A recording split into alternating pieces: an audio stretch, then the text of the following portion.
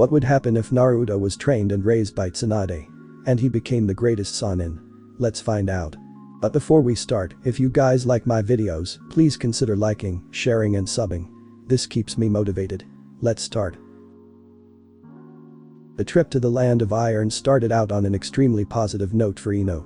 First, the target of her affections agreed to join her team as the temporary stand-in, quite excitedly she liked to add.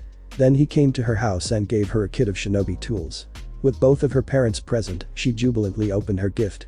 The box itself was black and embossed with a Senju crest on the top, tied rather elegantly in an amethyst bow. That detail alone got a girlish squeal out both of the Yamanaka females.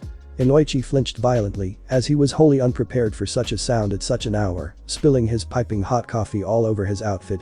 Naruto gave his fellow blonde an apologetic grimace as the older man hissed in pain at the contact of scalding liquid. Within the box lay a set of 10 serrated kunai, 28 serrated shuriken, 40 neatly lined senbon, and a single lilac. Her breath hitched at how beautiful they were, each kunai possessing a hilt that looked like a rose. The girl looked at her crush with stars in her eyes. He grinned and lifted the top portion from its resting place. Ino gasped to find even more, 4 smoke bombs laced with hallucinogens, 20 pellets of his own design that he simply called haze pellets, and a gas mask that went over her nose and mouth to protect her from any airborne toxins. Like her outfit, it was purple, and instead of bearing the insignia of Konoha, it bore the crest of the Yamanaka clan. Inochi gave a low whistle of appreciation while holding his teary-eyed wife. Ino herself was robbed of words, convinced that no words could convey the gratitude her very soul was shouting loudly. She pounced on the poor blonde, knocking him over as he held her tightly. When the duo met up with the rest of Team 10, it was instantly obvious that something happened to Ino. She didn't complain about Asuma lighting his premium cigarette, nor did she complain about Choji enjoying his favorite brand of chips. Both males of the team swapped concerned looks, having a silent conversation the entire time. This is it. Today's the day, Choji, we can only be thankful that Shikamaru isn't here, but we must remain strong. Asuma's look seemed to convey. Choji nodded a single time. I know, Asuma-sensei. Don't worry though, my clan has a strong constitution, so I'll taste any food she cooks first. If it tastes weird, I'll spit it out and we'll make a run for it. Naruto walked up with Ino pressing rather closely to him. Hey Choji. Asuma-sensei. What you whispering about? Both men swapped looks before staring dumbly at the male of the two blondes. Asuma took the cigarette from his mouth and examined it closely. Likewise, Choji examined his chips to make sure they weren't spiked with anything. The heir to the Sarutobi clan and the heir of the Akimichi clan were highly confused. They could have sworn that conversation had taken place within their minds. They were actually whispering the whole time. Muttering something about embarrassing senseis and teammates, Ino claimed Naruto's hand and dragged him past the village gates. Asuma and Choji shared one more look before beginning their journey. Sakura Haruno was not having a good day. Looking back on it as the sun set, she wasn't at all surprised when she felt tears creeping down her cheeks. The pain in her chest was beyond anything she'd ever felt, a dull ache that was still somehow sharp and stabbing. Sakura was accustomed to rejection at the hands of her crush, or at the very least, that was what she would continue to tell herself. Wanting something else to feel the pain constricting her heart, she grabbed a photograph of her graduating class and cocked her arm back with the intention of smashing it against the wall. But her eyes landing on the unsmiling form of Sasuke Uchiha. She froze as she stared into the photograph, his dark eyes immortalized in the prettiest frame she could create. Everyone else in the picture had their faces scratched out, the only exceptions being herself and Sasuke. Sakura couldn't even begin to count how many times she would stare at the image and allow her imagination to run rampant, fueling her already obsessive love. Her heart clenched painfully as a fresh wave of tears flowed. With a scream of coalescing rage and pain, she threw it, reveling in the loud shattering of glass. Good morning Sasuke-kun. Sakura greeted in earnest as she handed him a bento box. I made this for you. The last of the Uchiha clan glared at her with a look of deepest loathing and went to practice his fire release jutsu until Kakashi-sensei showed up. With a sigh, she moved closer to her crush to cheer him on as he released string after string of fireballs. As per usual, he ignored her and continued training. Great job, Sasuke-kun. She smiled brightly at him, beaming with pride. Her Sasuke-kun was truly one of the most powerful shinobi of their generation. The boy of her dreams looked her in the depths of her viridescent eyes. What did you do this entire time? You shouldn't just wait for Kakashi to come before you get any training done. Sakura was taken aback. Had what he said been any different, perhaps more positive, it would have been a scene straight out of her sweetest dreams. She shrank back before a nice plan popped into her mind. How about you train with me? She asked with a smile. Then we could get stronger together. Perhaps we could finally go on a date afterwards. Why would I lower myself to your level? He asked with a sneer. At least Ino got stronger. I might even take her from that blonde idiot. That hurt more than Sakura was willing to admit. What does that damn pig have that I don't? Strength. Clan jutsu that would have made up for her worthlessness. She isn't a stalker. He paused and shuddered as though looking through less than savory memories. Not as much as you, anyway. Besides, she started taking being a shinobi serious, that alone would make someone want to save her, instead of dead weight. That hurt worse than the previous statement. I can get stronger, Sasuke-kun. I just need some help. The boy scoffed. I'm surprised the idiot saved you from Zabuza. Maybe if you didn't make it back, we would have gotten a teammate that wouldn't hold me back. At that moment, Sakura felt as though she were the one who Zabuza stabbed. Her entire world came crashing down around her as her heart constricted painfully, seeming like it was going to burst from his cold words. Without another word, she turned around and sprinted towards her house, intent on trying to outrun the pain lacerating her insides. She heard him say one last thing. Pathetic. Sakura Haruno was not having a good day. It was safe to say that she was indeed having the worst day of her life. With a broken heart and aching head, she curled up under her blankets and cried herself to sleep. There was one thought she held onto like a lifeline, however. A single memory from their time in the land of Wave. The past is in the past. We're teammates. He told her with that kind smile that's seemingly unique to him and him alone. If you need help training or anything, just know I'm here to help. Naruto's arms were crossed in front of his face as he slid backwards, his feet planted in the snow. Ino appeared in front of him, her arms and legs coated in dark brown earth release chakra. With her appendages harder than diamond, she was able to resist Naruto's punches. He was holding back by a lot, but it was alright. She threw a wicked punch that was slapped away, then attacked with an elbow to his chest. Naruto caught the attack and went to headbutt her. Faster than he could react, pain shot through his forehead. When he looked, he saw that her entire face was the same color as her arms and legs. Ino spun low, going for a leg sweep. Naruto backflipped away from the other blonde and had to block a punch that would have more than likely hurt more than he would have liked to admit. She grabbed his arm and shifted her weight in the way he'd taught her the week prior to them arriving in the land of iron. Naruto was more than a little surprised when he found himself suddenly weightless. The air in his lungs seemed to flee at once when his back met the snow-covered ground with a force he wouldn't have thought possible from the other blonde. In a flash, she was over him with one hand on his throat and the other aiming one of her specially made kunai at his heart. He was proud of her progress. Every break they'd taken on 3-week trip to the snowy country was usually spent training. Sometimes the training was more aggressive, while others were spent working on chakra control. Having mastered the Earth Spear and Mud Spore, Naruto thought to teach her 2 more jutsu and work on her taijutsu. Ino was breathing heavily, but that was only due to her exertions in the freezing cold. She was currently straddling her blonde's abdomen with her serrated kunai aimed to kill. But she completely at the mercy of the other genin. The Yamanaka clan heiress couldn't tear her gaze from the blue eyes of the Senju heir. His eyes, whirlpools of liquid cerulean, were so hypnotic that they seemed to drag her very consciousness to their azure depths. Ino was drowning in a pair of eyes that seemed to be an amalgam of several shades of blue, and as she continued to fight against the sapphire waves that were dragging her further and further down, she didn't notice face moving closer to Naruto's. Naruto's breathing had picked up as the other blonde's face moved closer, lips coming dangerously close to his own. He had no problem with it. The past 3 weeks had been most insightful. He knew her. She knew him. Fears. Motivations. Aspirations. Inspirations. Likes. Dislikes. Favorite color. Favorite books. Least favorite activity. They knew the other's answer. Just yesterday rather brazenly claimed Naruto as her own, uncaring of the slack-jawed stares of her sensei and teammate. Naruto-kun. He hummed, letting her know that he was listening despite his attention being on the delicate operation of adding a powered hallucinogenic compound to his smoke bombs. He was on the last one, and once he corked the bomb, he looked up, giving the other blonde his full attention. What's up, Ino-chan? Trying to ignore the fact that her stomach exploded into frenzied butterflies and that her heart began to flutter at the honorific, she looked at him, her dazzling blue eyes holding his in a death grip. Asuma and Choji looked up from the bag of chips and cigarette respectively, curious as to what was about to happen. It was no secret that Ino and Naruto were close and had gotten closer over the course of the mission. Not that Asuma minded, glad that his pupil found a reason grow stronger. The blonde may leave and help Choji develop his techniques and grow more confident. You're mine now, she said simply. Got it. Naruto tilted his head to the left as he shook his smoke bombs to properly mix the contents. Asuma's jaw instantly went slack, his cigarette falling from his lips. Likewise, Choji dropped his chips. The oldest of the males cursed silently as he had to now fish the last of his cigarettes from his pocket. "Yours how?" he asked innocently before dawning lit his eyes. "My Kikibito," she muttered, then a little louder and with more aggression, she said. "You're my boyfriend, damn it."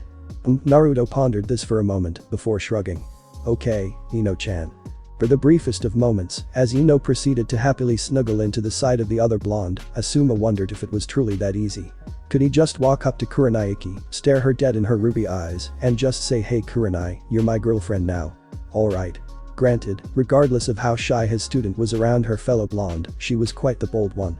He, on the other hand, was more conservative. As Naruto pressed his lips to the crown of Ino's head, prompting the girl to snuggle even closer, Asuma came to a single decision. "Fuck it." He nodded, the flames of determination alight in his eyes. "I'm going for it." They were close, so close. There was no Team 10. There was no snow, no kunai.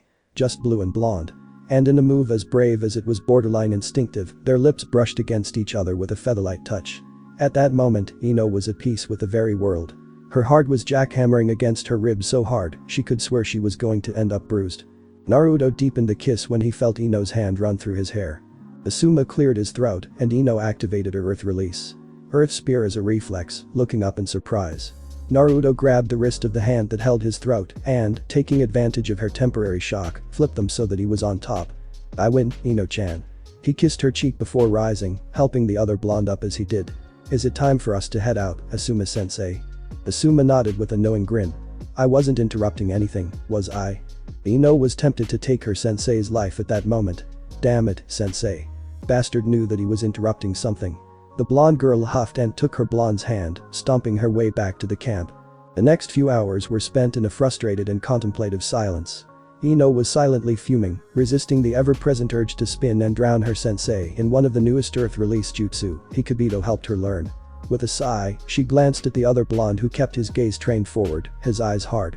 Ino squeezed his hand. When he looked at her, his eyes softened instantly. Her eyes were curious, questioning. Naruto turned his gaze forward again. "We're not alone," he said. He turned and caught a blade that was aimed at Ino's shoulder blade, his blue eyes murderous. Visible blue chakra surrounded the blade, sharpening it enough to draw blood from the boy's hand. Steam rose from his body as he snapped the sword in half and viciously uppercut the samurai, the man rising 10 feet in the air before landing in an unceremonious heap. Ino threw some of her shuriken at the 3 samurai that were rushing her, as Choji and Asuma were already dealing with some of their own. The Saratobi heir clashed blades with the 3 samurai on him with a seasoned ease. "Careful," he warned his genin. "Samurai are trained to kill shinobi." Choji began panicking as he curled up into his human boulder technique in an attempt to flatten the enemies targeting him. "Ino-chan." The other blonde ran through hand seals at an alarming speed. Earth release. Mud spore. A river of mud was conjured, powerful enough to wash away the seemingly endless amounts of samurai that were continually coming behind trees and from the distance. Not bothering with the hand seal, she went directly to flowing the earth release chakra around the entire of her body the moment the chakra sabers collided with her chest and stomach. Since the jutsu made her flesh harder than diamond, the blade bounced harmlessly off of her. Acting on pure instinct, she broke the arms and legs of whatever poor bastard entered her range as Naruto was put samurai down that were starting to swarm Asuma and Choji. Oil release. Skilled mist. When he exhaled, a dense white fog filled the surrounding area, though thankfully, he possessed a degree of control over it.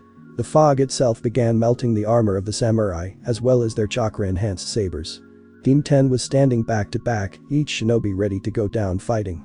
At least, that was the resolve until a single man with a neatly trimmed mustache and beard made himself known. Unlike the other swordsmen, he didn't wear a helmet or face mask. His very presence, much like Naruto's at the moment, oozed power gained from mastery over one's mind as well as one's blade. All other samurai ceased their movements when he arrived. "Mifune-sama. Why are you attacking our guests?" the man asked, the power in his voice belying the age so apparent in his face. "Especially one so honored." "Honored?" was the single thought running through the minds of Team 10 until all eyes went to a beyond pissed off Naruto, his normally blue eyes now sinister crimson. The blonde boy struck first. The warrior closest to Asuma said. "And besides, Mifune-sama, look at those who are members of our order." In the snow lay samurai, some burned, some crushed, and others broken. A majority was missing their armor and weaponry. Mifune and Naruto shared a look, one that told of the internal war they were having. "It has been a long time, Naruto Dono." The elder samurai bowed. "I do hope you'll forgive my samurai for attacking you and your party." As Naruto settled into a room and proceeded to treat the numerous samurai that descended on the team with the intent to kill, Ino stayed in the room with him and watched him work. For the most part, the swordsmen were silent. That changed when he treated one of the warriors that suffered at the hands of his heavenly spear kick. This, of course, resulted in several fractured ribs, since the armor, which had been rendered beyond repair, had taken the brunt of the attack. The blonde Senju had to commended the samurai and the craftsmanship of their armor. Had the man not been wearing it, he would have suffered a similar fate to Zabuza. "You're lucky you caught me off guard, brat." The other man spat. "Otherwise, I would have decapitated you." Naruto looked at the man and released an obscene amount of killing intent. "Then perhaps I should just slit your throat and be done with it." The man said nothing else, sweating profusely as his eyes began bulging, his pupils dilating in sheer terror. "It's very unwise to threaten the one healing you. For all it takes is a little inconsistent chakra control." As he was explaining, he added some wind chakra to his hands, resulting in a bloody gash on the man's torso. He cried out in pain, but it was quieted to a whimper as the sliced flesh began to mend itself. And the healing becomes a mulling. For the rest of the procedure, the samurai said nothing but continued to look on at the blonde boy in fear. The blonde genin were silent as well, Ino staring protectively at her boyfriend. He taught her how to fight, how to utilize more than just her clan's secret techniques. He helped her bring her endurance up to the point where she could more than likely keep up with a Chunin. So she knew he was more than capable of taking care of himself. Add the fact that he was literally a walking poison factory and that just tripled his lethality. Yet, she was waiting on something, anything to happen to him. If it did, she would spring into action and end it without remorse. The next few hours saw nothing more than the rest of the warriors, now with minor injuries or concussions, being treated. Ino was glad no one else spoke against her blonde the way that bold man did, otherwise, she would have to interrupt the other genin's delicate healing procedures. When Naruto was finished, he still wanted to go and train a bit. Ino was gobsmacked. She knew her man was a machine when it came to endurance and chakra, but this was ridiculous. To go from all-out combat to non-stop healing to training was insane. Even for her walking poison factory. "Oh no you don't, Whiskers." Ino stood in front of him with her arms crossed. "You're going to take your blonde ass into the room Mifune gave us, and you're going to take a nap."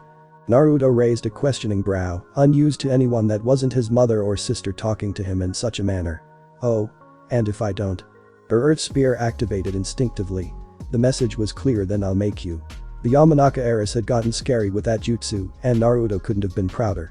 He smiled and took her darkened hand. The jutsu receded immediately, and her face was dusted with a soft blush. The look of stubborn happiness was short-lived, however, as a girl with red hair gasped as she saw the other blonde. Ino saw the girl start sprinting, the sword at her waist wobbling in place. She was suddenly all over Naruto, nuzzling him and cooing at him, despite his apparent confusion. Ino was instantly pissed. Who the fuck was this retard slut that dared to put those dirty hands on her man? After what felt like ages, but was really just a minute and a half, the other girl realized that she and her hero weren't alone. She regarded Ino with the same confusion that Naruto gave her. "I'm sorry," his brow furrowed as he held Ino's hand tighter as he stepped away from the strange swordswoman. "Do I know you?" The retard pouted.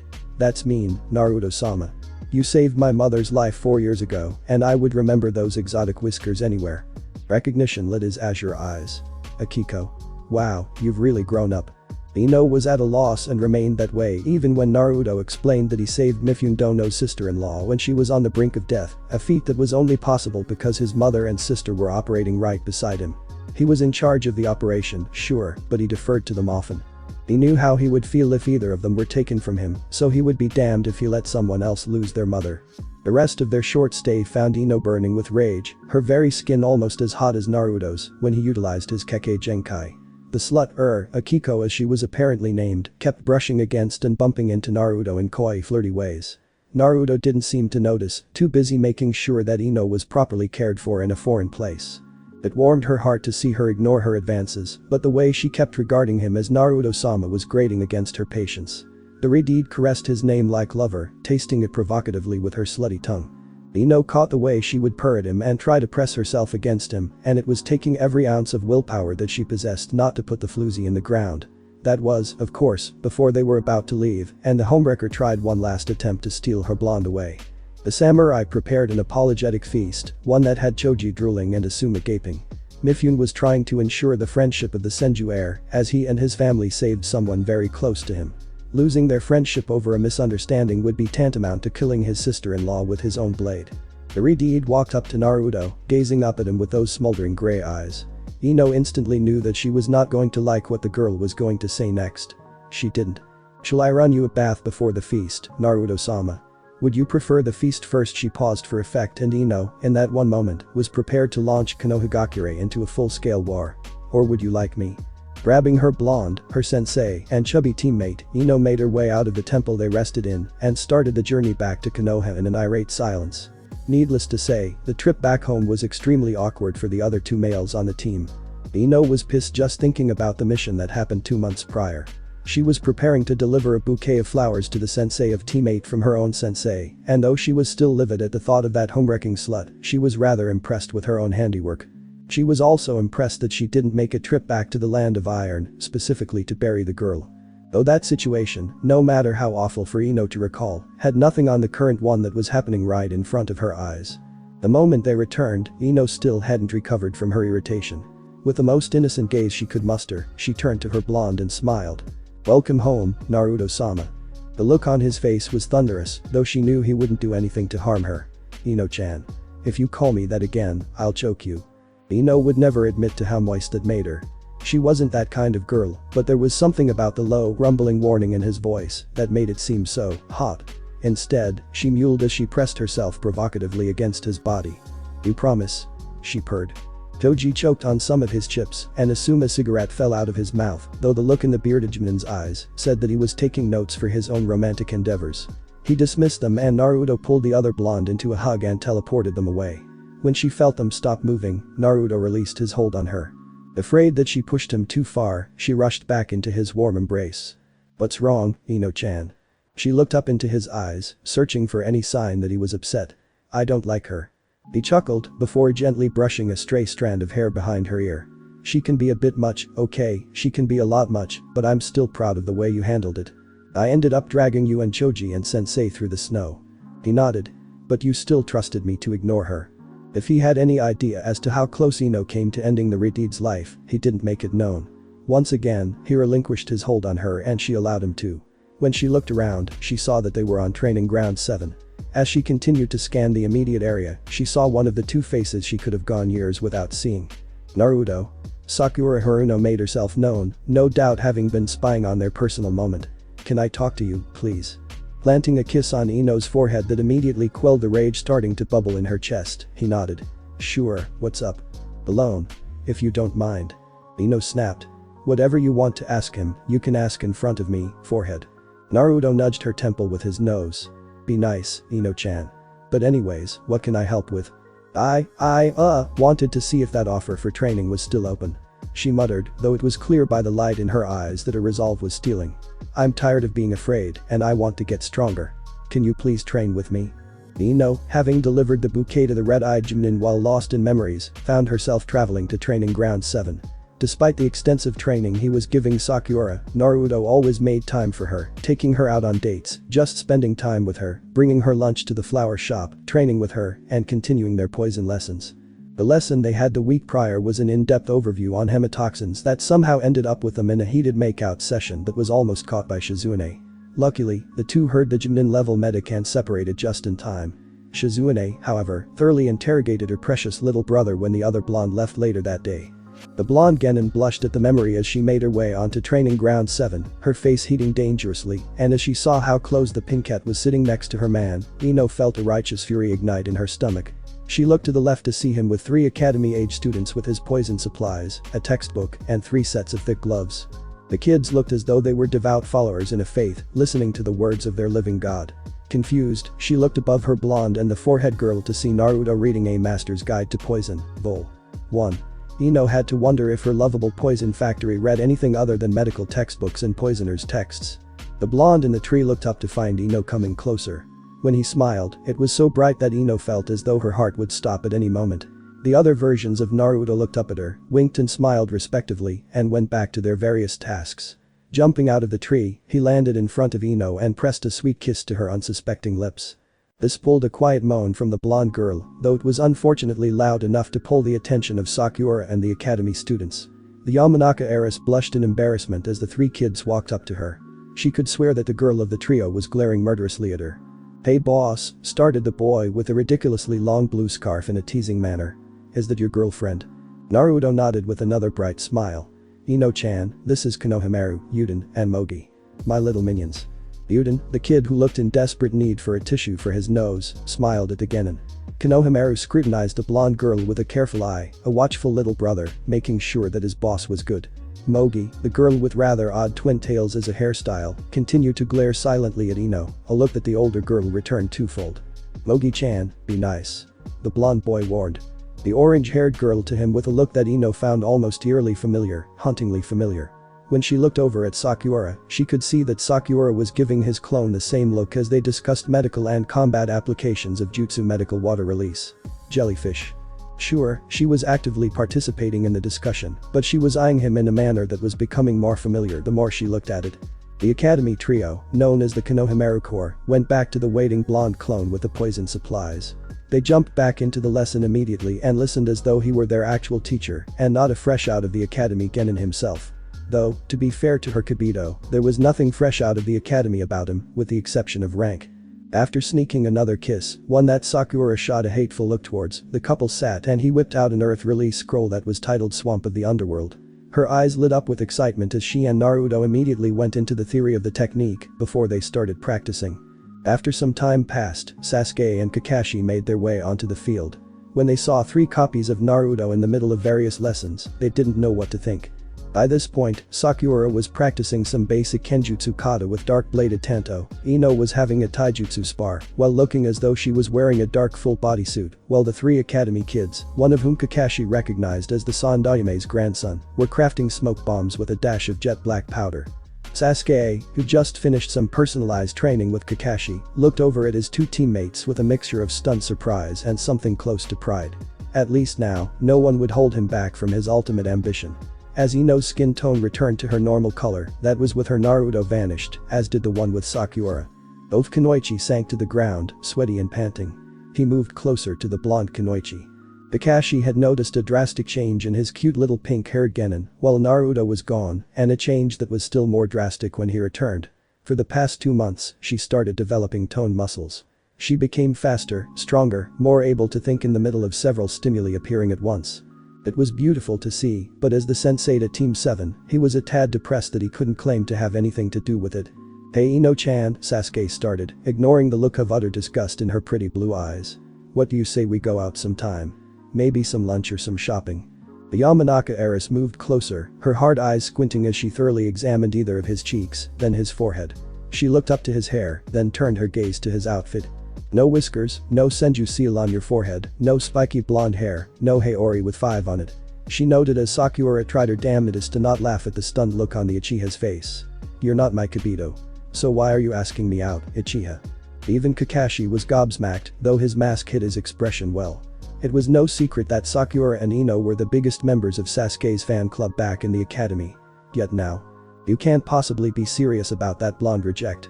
He scoffed.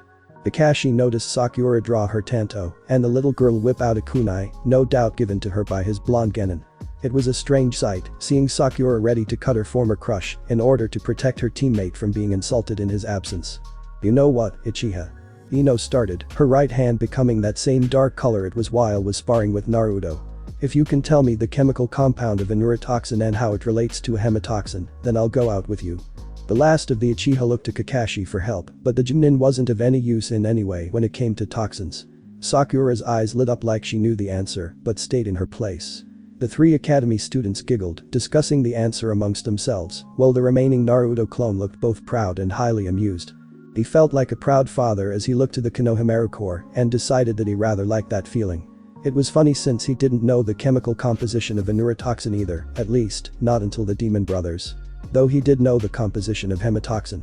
Ino did, indeed, have a beautiful mind. Well? She tapped her foot impatiently. I'm waiting. Stumped, he left the training field absently with his brow furrowed in concentration, muttering to himself about chemical compositions, hematoxin, and neurotoxin. He'd heard of neurotoxins before. Hell, who hadn't? But it was the hematoxin that was throwing him for a loop. Sasuke, a genius in his own right, had no clue what the Kunoichi was talking about. He knew that hemo meant blood and toxin was a poison. Perhaps the Uchiha archives had something on it. In truth, he'd been counting on her obsessive crush on him. Her devotion belonged solely to the Senju now. Maybe he could try for Sakura instead of wasting valuable training time searching for an answer. She'd finally become worthy of an effort on his behalf when she took his advice and started training seriously. Kakashi was staring in the direction that Sasuke went, glad that he already told him about his announcement. Soon enough, Naruto returned carrying 2 bottles of water, each going to one of the kunoichi. Sakura and Ino gulped the water down, but Ino picked up and checked her watch. "I have to go, Naruto-kun," she panted. "Asuma-sensei said he had to talk to us. I'll drop by the compound later." She pressed a light kiss to his lips and left, bidding Kakashi a good day. Both Mogi and Sakura looked as though they'd swallowed something bitter. The clone overseeing the academy trio packed up the supplies and sealed it into a scroll, before throwing it to the original and dispelling. The Konohamaru core ran up to Naruto and hugged him before leaving. Sakura, having sheathed her blade before she received her water from the blonde, stood next to him with an obvious blush on her face, though his attention was on their sensei. "Well then, my cute little genin, I hope you're not too tired for a couple of D-ranked missions." Blonde and Pinket swapped a look of disgust before turning back to Kakashi. The blonde of the pair was the one to speak. "Do you have anything more exciting?" The older man smiled, pulling out 2 sheets of paper. "I was hoping you'd ask. It's time for the Chunin exams, and I nominated Team 7. Naruto, heir to the Senju clan, was highly annoyed as he found himself to be the focal point of the hungry gazes of the council. The damn Chunin exams were tomorrow, and he was originally planning to spend time with his girlfriend and his best friend in order to ensure that the 3 of them were properly prepared for the test. Instead, as he was headed over to Ichiraku Ramen to meet Sakura so they could go to Ino's house together, a purple-haired kunoichi stopped him. Bound to him in the middle of the street, much to the surprise of the onlookers, she asked him to help her lover, begged him to, point of fact. When he asked how he could help when there was an entire hospital of well-trained medics and doctors, she explained how he was poisoned and they needed an expert. This, of course, led her straight to him. He cursed internally. As he accepted and prepared to give her instructions, an Anbu wearing an orange-accented bird mask seemingly appeared out of thin air. With a feminine voice, he was instructed to report before the council on the orders of the Sandaime Hokage. He conjured 2 shadow clones, one to explain the situation to Ino, and the other to provide Sakura with instructions and an explanation. He told the kunoichi to follow the clone and made his way to the Hokage's mansion, clearly irritated. As he entered the room he noticed 3 long tables that formed a sort of incomplete square. To his left were the clan heads, Sum of the Inuzuka, Inoichi for the Yamanaka, Shibi for the Aburam, Chimza for the Akamichi, Shikaku for the Nara, and his mother for Senju. She gave him a gentle smile, which was quickly reciprocated. She conversed with Tsum, but the feral-looking woman kept her gaze trained on the heir standing before them. Inochi watched the boy intently, already knowing what this meeting was going to be about. Shikaku looked to be a strange combination of bored and tired, while Chimza quietly munched on some snacks. To Naruto's right were the civilians in charge of various sources of income in Konoha. The females on the council eyed him lustfully, hungrily. He could tell they want him, or perhaps something from him. Something that would more than likely end with him snapping their necks. He scoffed and released a bit of killing intent, but stopped when the Hokage entered the room. With a grandfatherly smile, he took his seat in the center of the middle table that housed the honored and esteemed elders of the village. They too were eyeing him expectantly. He swore to Kami that if someone said something out of line, they were getting a prepared shot of poison senbon to the throat faster than they could think about whatever the hell was going in their more than likely empty heads. "Good afternoon, Naruto-kun," said the Sandaime with a kind smile. "How are you today? If you want me to be honest, I'm more than a little annoyed. I was going to prep for the exams tomorrow, but now I have an operation to perform after I leave here," he admitted. "What did you need, old man?" Tsunade sat up at once when she heard him say that he had an operation. One of the elders glared at the boy, a man that wore glasses with white hair and a white beard. Before he could say anything, however, the Sandaime chuckled as though the blonde had told a rather entertaining joke. The civilians and the elders looked at him as though he'd gone mad. Tsum, meanwhile, was impressed at the kid. It took major balls to walk in front of the council and call the Hokage old man. The Hokage, literally the most powerful man in the village. Regarded as both the professor and the god of shinobi. Yeah, the blonde she'd been unable to take her eyes off of had balls of steel. "I see. Then I won't keep you long, Naruto-kun." He grinned after he finished his fit of chuckles. "The first point of this meeting is actually in regards to the Chunin exams. You see, Naruto-kun, whenever you've been on missions, the reports come back detailing your skill, both in combat and in the healing arts. A while ago, I received a letter from a woman named Tsunami detailing the aid you gave to the Land of Wave, a majority of which detailed your work in their hospital. Adding this to the work you do within the village makes you eligible for a field promotion. In terms of combat, you can be made a Chunin, a very high-ranking one. From what I've read and heard, you usually finish fights before skill can be evaluated and taken into account. In terms of medical ninjutsu, you are eligible to receive the rank of Takubetsu Chunin. Tsunade's eyes went wide. Tears blurred her vision and pride swelled thickly in her chest. Inoichi was extremely pleased. As the young man his beloved Dandelion was dating, he couldn't have been happier. Tsume was surprised, but she had to wonder why she seemed so attracted to him. Magnetized. Who really knew, but he had an air about him. A powerful one. So needless to say, she was impressed with the mini Tsunade. I assume I can't do both. All eyes went to him, regarding him with looks of incredulity. Here was the Sandaime Hokage offering the boy the position of high-ranking Chunin or Takubetsu Chunin, and he still wanted to take the damn Chunin exams. Most people present, save perhaps 4 in attendance, thought the boy a strange combination of brave, arrogant, and foolish. Brave? Most definitely. If he were to be called arrogant or foolish, however, he would alert the insulting party to his status as a senju. Not an Uchiha. You can, but why would you? The Sarutobi clan had asked, genuinely confused. Naruto shrugged. What better time to show off, I suppose. Besides, I've been training one of my teammates and a member of Team 10. I'm highly interested in seeing how far they've truly progressed. Ah yes. Hiruzen breathed. If I remember correctly, it is Ms. Ino Yamanaka and Ms. Sakura Haruno. The blonde woman on the civilian side sat up straighter, her eyes trained on the boy with the intensity of any shinobi. At once, Naruto could tell that she has either had training or was a shinobi at one point in her life. Her scrutiny didn't last long, however, as she narrowed her gaze at him. You are the one responsible for training my daughter? She asked, her voice laced with a hard edge. Naruto nodded, fearless. To his left, Tsunade tensed up, ready to bury the mother on the other side of the room if she needed to. The blonde woman stood and went to him, standing menacingly before the genin. Tsume had a firm hold on Tsunade's shoulder as she too tried to rise in defense of her baby boy, her own eyes narrowing at the standing blonde mother. The woman, Mibuki Haruno, sank to her knees and bowed reverently before the senju heir. This alone shocked the entirety of the council. Her palms were pressed to the floor and her forehead rested on the backs of her hands. Naruto got on one knee as the woman sobbed, repeating thank you, as though it were a mantra designed to help her maintain her very sanity. As a retired kunoichi, Mibuki had always tried to break her daughter out of the fantasy that her precious Asuke-kun would pull her out of whatever mess she was in. She tried in a myriad of different ways, but her warnings and teachings fell upon deaf ears. Her daughter's blind and obsessive devotion was quickly consuming her. But something happened to her daughter during her first C-ranked mission, something that she refused to talk about. The past 2 months had seen a profound change in her daughter. One that made Mibuki sing praise to Kami above and pray that she would meet the one responsible. Even if it was that damn Uchiha. Naruto helped his fellow blonde up and hugged her, not that he had much of a choice, since the crying mother latched onto him. After a solid 5 minutes, she composed herself and returned to her seat. They would talk later. Hiruzen cleared his throat, touched. Well, I think I speak for the council when I say I look forward to the 3 of you performing in the exams. It is the 2 young ladies that you are usually never seen without, however, that bring about the second purpose of this meeting. The man next to him, scarred and heavily bandaged with an air of deceit, was the one to speak up.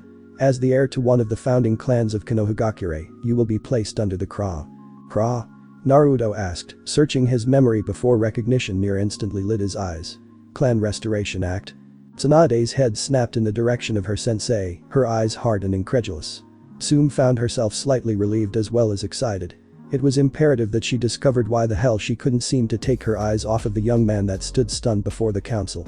Mibuki seemed excited, plans already hatching in her head. Inoichi's eyes darkened much like Tsunade, and just like the suddenly angry blonde mother, stared at his Kage as though he were mad. No doubt this would hurt his baby girl. But to everyone's surprise, Naruto let loose a string of foul curses and threats to the bandaged man. It went on for a few minutes, and everyone had differing reactions. Tsume was trying her damnedest not to burst out into a round of raucous laughter, but it was getting harder with each word the Balsi blonde spoke. Mibuki blushed at some of the imagery the boy her daughter held above most other used and wondered where he learned such language. Tsunade looked oddly proud of her legacy, smiling and clutching her face in silent laughter. Inoichi, the elders, the civilian council and the rest of the clan heads were gobsmacked at the audacity of this boy. Even Hiruzen had to tip his hat down to hide the fact that he too would soon succumb to laughter. And then you can fold up whatever pathetic sack you have dangling between your legs, cut the fucker off, and mail back to a motherfucker and get a refund, because the shit clearly lacks the goods it's supposed to fucking come with. He finished raging. Danzo was, in a word, surprised. The boy cleared took after his mother, who, with Inuzuka, was currently cackling madly at the boy's verbal rampage. He sighed before he pulled out his trump card, intent on getting the blood of the senju within his ranks. The weapon had gone missing years ago, and he felt it his duty to fortify the militaristic might of Konoha. It's either you or your mother. All sound stopped as Tsunade stood, enraged. Fu. Fine, Naruto snarled, all eyes once more going towards him. My Ka-san is still mourning.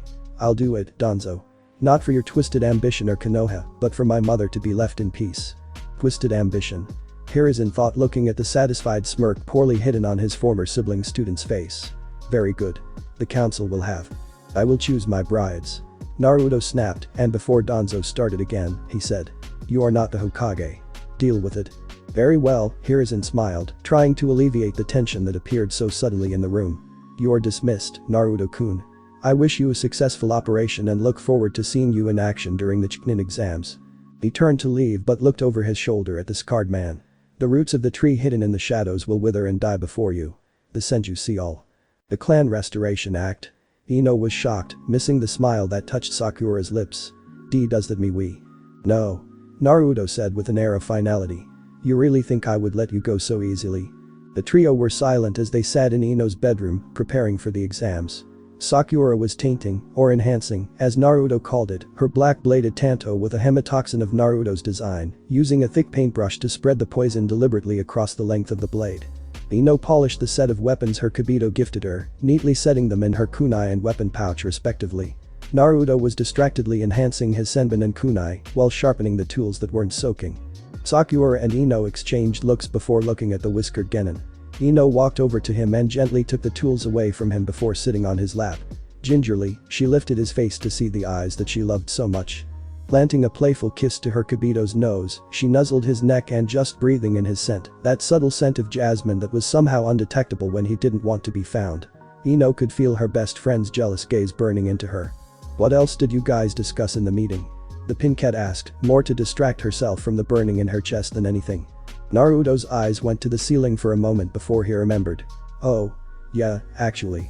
The old man wanted to give me a field promotion. High-ranking Chunin for my combat ability and Takebetsu Chunin for my medical skills. Both girls were stunned silent.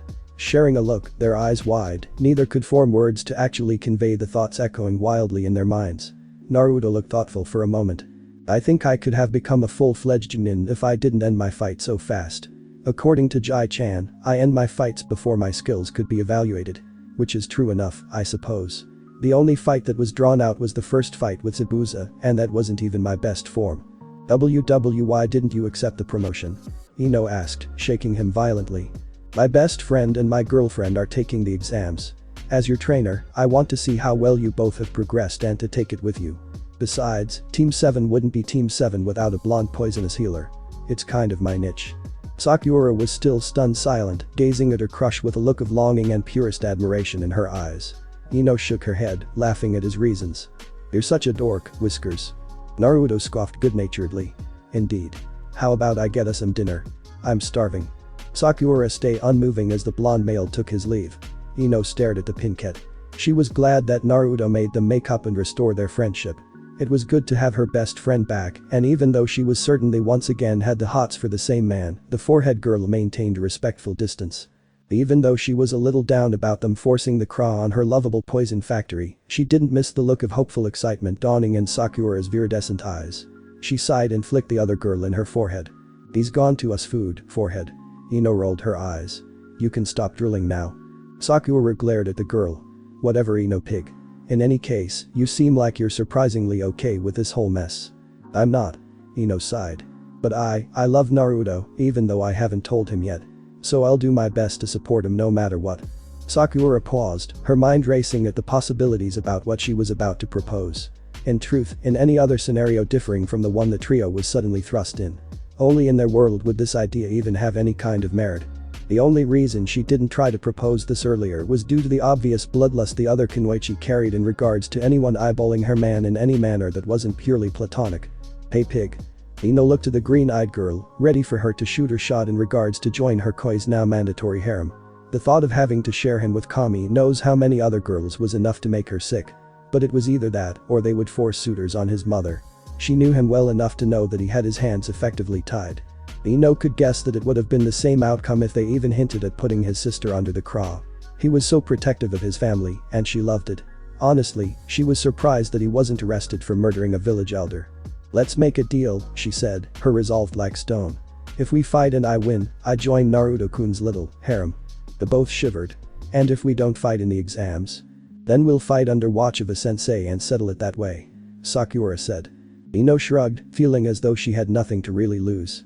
"If you win and we somehow agree to a threesome, which I won't unless I'm absolutely blackout drunk, don't expect me to eat you out, forehead."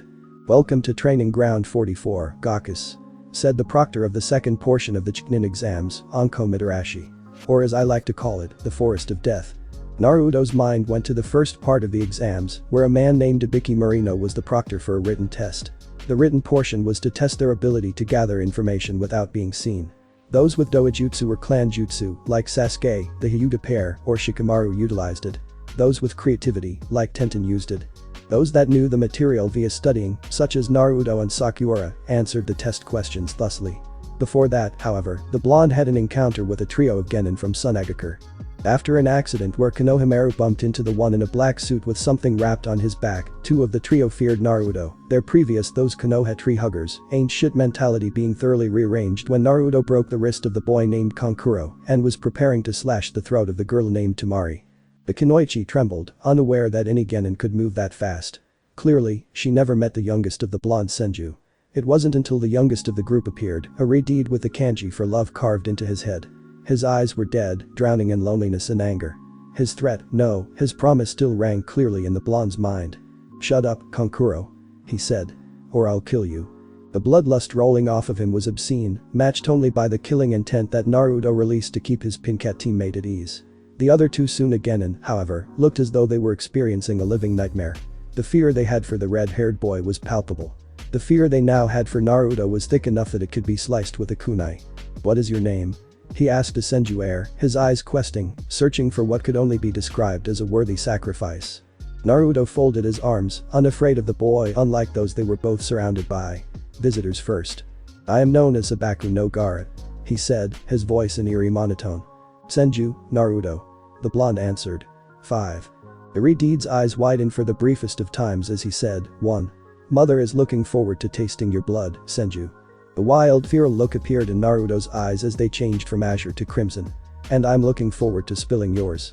The kunai sliced through his cheek as Naruto was rather forcefully returned to the present.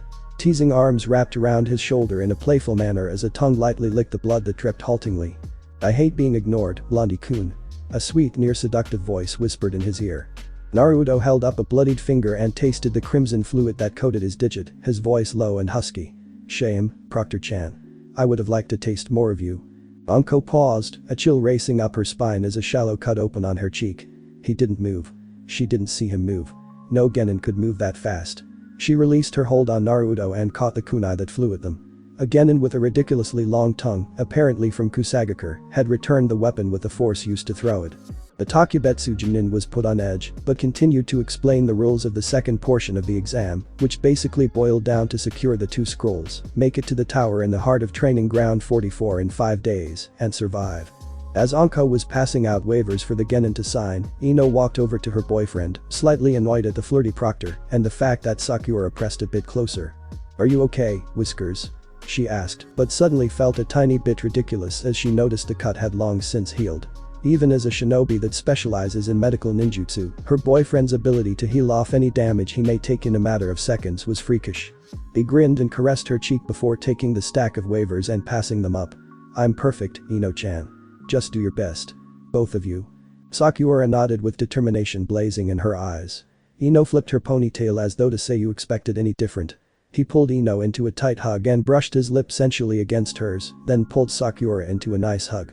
"Don't get hurt, but don't show them what you're made of just yet," he told Ino, then to Sakura, he said. "I'll have your back. Sasuke should be sufficiently skilled enough to keep up." The Uchiha snorted his derision, but said nothing. As the de facto leader of Team 7, it went without saying that following his lead would be the wisest option, in most cases anyway. At one point during Sakura's 2-month training period, when Sasuke had pointed out that he was better than the Senju heir in every way imaginable, Sakura brought up a very valid point. "Did you snap Zabuza's spine with a single kick?" The gates opened and the genin raced into the forest, Ino pressing another light kiss to her Kibito's lips before taking off with Team 10. Naruto, Sakura, and Sasuke raced through the trees in silence. Conjuring several shadow clones, the whiskered genin sent them off to scout in several different directions. Sasuke's Sharingan was blazing, looking for any chakra signatures, while he occasionally scanned his teammates in order to see if there were any disruptions in their flow of chakra. After an hour or two, Naruto cursed his decision to thoroughly hydrate prior to this current point. Team 7 landed quietly on the ground. "Sorry," he said, blushing in embarrassment. "I kind of can't hold it." Naruto. Sakura hissed in a manner that showed that she was clearly embarrassed. Mentioned the blonde's private business, a faint blush coloring her cheeks as she both had impure thoughts and tried desperately not to include the affectionate kun to his name. "Just hurry up." He raced away, close enough to rush back in case there was any need but far away enough that his teammates wouldn't just happen upon his nudity. Ino had violated his shadow clones enough, and with the looks he'd been getting from Sakura as of late, he was not looking for a repeat, lest he happen upon the wrath of his blonde lover. As Naruto finished relieving his bladder, he adjusted his clothes and turned around. His gaze traveled upwards as he had a single thought before his world went black. "That's a big-ass snake." Tsunade was seething, pacing back and forth in front of her sensei's desk. It was taking a monumental amount of self-control to not break something, or someone. Self-control that she didn't possess. The buxom medic had been ranting for a sum total of 30 minutes, but for the first time in living memory, Hiruzen Sarutobi lost his patience. Feeling intent that would have made a Biju flinch flooded his office. Even Tsunade wasn't immune, and the effects were instant. Falling into a seat, the blonde woman wheezed as she found it getting harder and harder to breathe. "If you are quite finished, Tsunade-chan," said Hiruzen, his voice hard. "Now then, let us assume you came into my office and bid me good afternoon. Let us also assume that you know the eye mind reading technique and utilized it during the meeting with the council yesterday morning." Tsunade blinked, but was so shaken she kept her mouth closed. The fuck is an eye mind reading? Now that we have all of that out of the way, let us review the plan for Naruto-kun in regards to the Crow. While utilizing the eye mind reading jutsu, you should have seen the fact you will be named Go-Daime Hokage after the exams conclude. You would have also seen the reason for this, however, let us assume that you don't fully understand the inner machinations of my mind. The Daime, one of the kindest people the blonde had ever met, was noticeably angry as he took a long therapeutic drag of his pipe. "Now, in my attempt to solve problems peacefully, the village, namely the elders and the council, have been given too much power. So much so that my hands were virtually tied. There was nothing I could do against them. However, this is a shinobi village. It is a dictatorship, not a democracy. The Hokage holds the ultimate power and the last say. The purpose of the council to add other perspectives when dealing with an issue." He took a breath, his words soft, though his eyes remained alit with the flames of anger. "Even the Juinjutsu utilized by the main branch of the Haika clan can be erased or applied to the should the Kage demanded. However, as I said, I have allowed too much of my power to shared amongst those on my council. You, Tsunade-chan, will take it back as my successor. That is the reason I remained silent while Danzo spoke of the Clan Restoration Act. I will say, however, that Naruto-kun's vocabulary is rather impressive, if not volatile. Now that we've gotten that out of the way, is there anything else you need to say?" "No, sensei," said Tsunade quietly. Her mind was racing at everything he'd said. She would become Hokage. She would take back the power the position came with.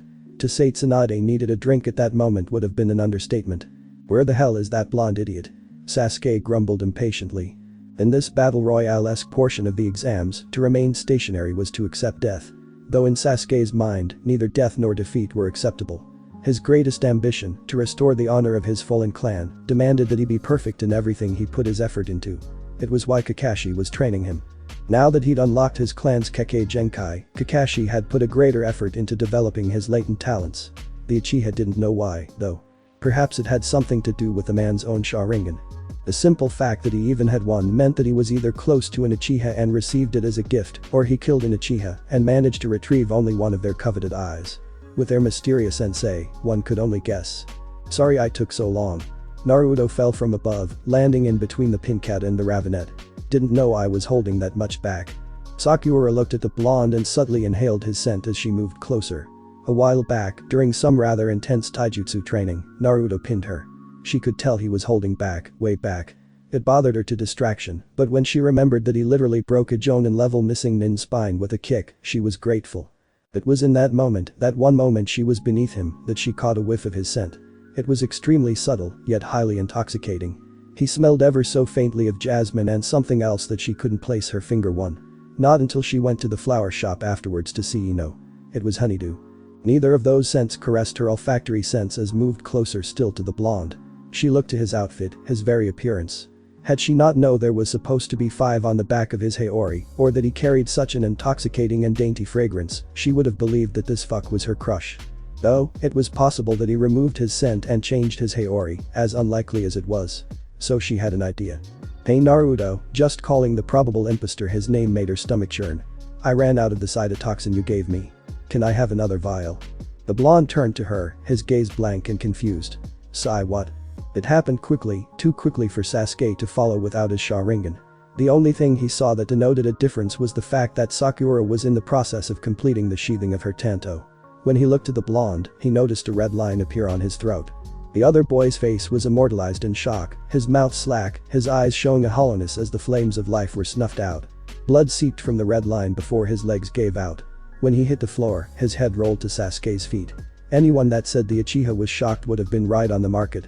Strangely enough, as the head came to a stop, the whisker marks faded as the sun-kissed tone of his flesh turned paper white. His hair turned blue and his eyes, forever open and sightless, turned an earthy brown. Whosoever dared to impersonate Sakura's crush would share this poor bastard's fate, and he should thank Kami that the pink cat was feeling somewhat merciful. "How did you know?" Sasuke asked, very impressed. She looked at him before searching the corpse for supplies. She frowned as she took a second earth scroll and threw it to her teammate.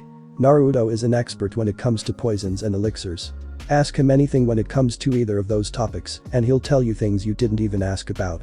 Since he didn't even know what a cytotoxin is, it was obvious. Sasuke nodded. He remembered that he was always reading some book about poisons, venoms, and toxins. He also remembered the blonde of Team 7 using a jutsu that allowed him to breathe poisonous gas on the bridge that Tsunade was building. He was thoroughly impressed, even as she was muttering to herself about honeydew smell with the faintest of blush dusting her cheeks. Sakura cleared her throat. "Let's keep moving." Sasuke was curious about why she decided to move on without the blonde, but didn't care enough to ask. Besides, it would give him a chance to be alone with her, and he would finally say yes to her incessant dates. Naruto looked at the dead snake in front of him. He should probably come with a warning label that red boil release blonde can cause heartburn. Laughing at his own humor, he turned to find a 3-man cell of Iwagakure Genin. "Look at this, guys." The female of the trio smiled maliciously.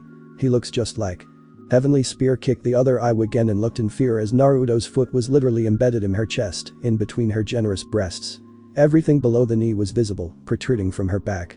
"If you're going to kill someone, just do it and don't try to make a point." He spun, flinging the corpse from his leg as he rushed towards the male wearing a mask. His expression never changed from surprise. The last one alive was looking at the Yondaime look-alike in fear, trembling as though the fear of Kami was forced into him. As if he were looking at Jashin himself. He Iwa-Genin blinked, and Naruto was gone. He heard a sniffle. Out of the corner of his left eye, he could see Naruto scratching his nose. "What are you looking at?" The final Iwa-Nin turned, armed with a kunai. The last thing he saw was the blonde touching his chest, as though he was using the gentle fist taijutsu style. The last thing he heard was the ominous whisper that alerted him to the end of his life. Death technique. Heart sever. Naruto inhaled deeply and cursed as he looked to his pants. Like all pairs he possessed, they were black, but his right pant leg was soaked through with blood. His toes were red, which annoyed him to no end. With a sigh, he searched through the belongings of the dead. Kunai, shuriken, senbon, an umbrella and Naruto fought the urge to shout in jubilation as he found the heaven scroll. Reaching out with his chakra, he tried to see if Sakura and Sasuke were still waiting. They weren't. All of a sudden, a massive killing intent flooded the forest. Scarily enough, the source wasn't even close to him. Worried about his team, Naruto launched himself from his place. Enhanced by his Kekkei Genkai, he rocketed in the direction he felt their chakra. Sasuke and Sakura were staring down the Genin from Kusagakure, the killing intent she was giving off suffocating them. She licked her lips provocatively as she stared hungrily at Sasuke, something that made his skin crawl for some reason. He could damn near hear the collective voices of the fangirls that never made it out of the academy. "Let me have your baby, Sasuke-kun." The look the Genin in front of him seemed to say. He shivered, uncomfortable and afraid. Despite her trembling, she remembered Naruto's angry words when they first met Zabuza. "I won't heal a coward." She knew it was aimed at the Uchiha, but it hit her heart as well. At that moment, all of the training Naruto gave her came back and she drew Hitanto. In a move that was as brave as it was stupid, she rushed the Kusan in. She went for a horizontal slash and somehow managed to catch the Kunoichi off guard, slicing her thigh. The other genin hissed and moved to punch Sakura. She blocked the strike with the flat of her blade and threw her own punch. It landed on the other girl's face, tearing through some of the flesh as though it were paper. The skin under her torn face was sickly pale, her right eye a blazing yellow. The genin from Kusagakure caught Sakura's arm and backhanded her, the force of the strike, sending her flying to the tree she and Sasuke originally stood in. She hit the tree with a sickening thunk and sank onto the branch, unmoving. Meanwhile, Sasuke was on his knees, hypnotized by the killing intent that was still aimed at him. With a trembling hand, Sasuke reached into his weapon pouch and pulled out their original Earth Scroll. He threw it to the other genin, hoping she would take it and leave. When he blinked, Naruto was suddenly there, his fist connecting with other genin's face with a satisfying crack. The girl was sent rocketing away from them. The blonde jumped to his team and grabbed Sasuke by the throat after he conjured a shadow clone to check on and heal Sakura. "I told you that I won't heal a coward." The blonde snarled, tightening his grip as Sasuke clawed at his hand. "Get up and fight, you fuck." He released the other boy as the Kusa genin returned to their immediate sight, a sickening smile on her face. Reaching up, she touched the damage dealt by the blonde and the pinkette. The next move shocked both boys as Sakura stirred. The girl started ripping and tearing her face off as though it were nothing more than an elaborate and lifelike mask. She, which was actually a he, giggled in a sinister fashion. Ku was the sound his giggling made, and it sent shivers racing up and down Sasuke's spine as it pissed Naruto off. "Good afternoon, Naruto-kun," the man said, caressing the blonde's name like a lusting lover. "It's been a while since I've seen my favorite nephew." Sasuke looked dumbly at Naruto as the blonde glared at the snake Sannin. "Of course it has, you giggling prick." Steam rose up dangerously from Naruto's body, his eyes flashing crimson as they seemed to do when he was angered. Sasuke was still stricken dumb as he stared between his teammate and pale man that strongly resembled a snake. From his golden eyes and slitted pupils to his obscenely long tongue. He pouted at the blonde.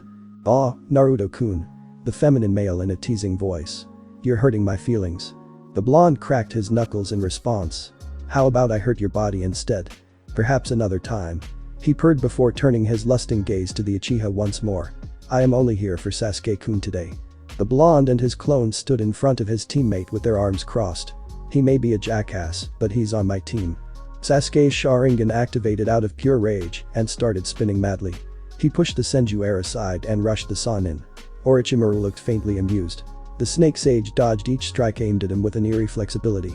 The older man continued to stare into the blazing red eyes of Sasuke's Sharingan. It was what he wanted more than life itself. It was why he betrayed the family that was Team Hiruzen and the little boy he'd come to love as family. He detested his own mortality and sought to achieve immortality. He needed the Sharingan, however, for with its power, he would be unstoppable. A single punch to the sternum was all that was needed to put Sasuke down.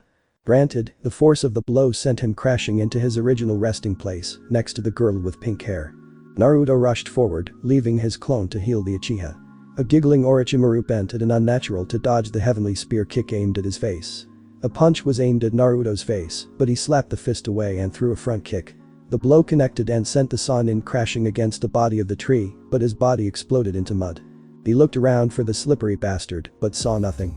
At least until the pale man's head raced towards Sasuke's downed body.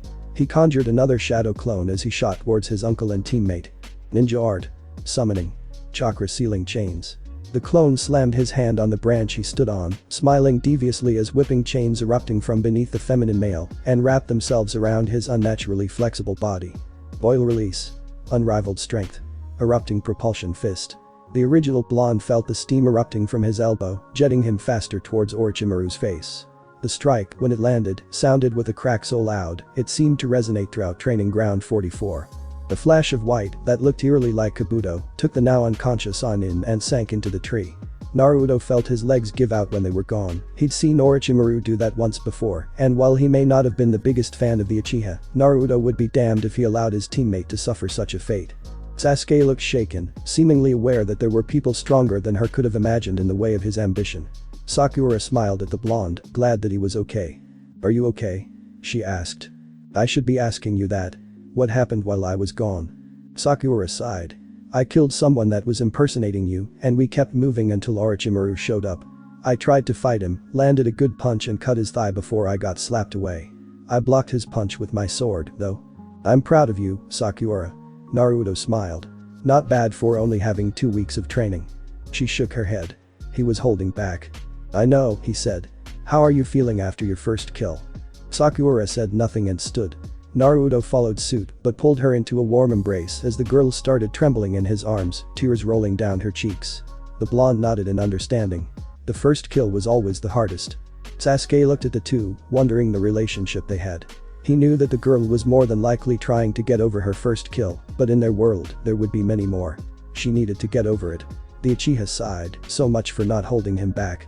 Orichimaru felt an emotion that was foreign to him, mingled with the depths of another emotion that was vast as it was fathomless.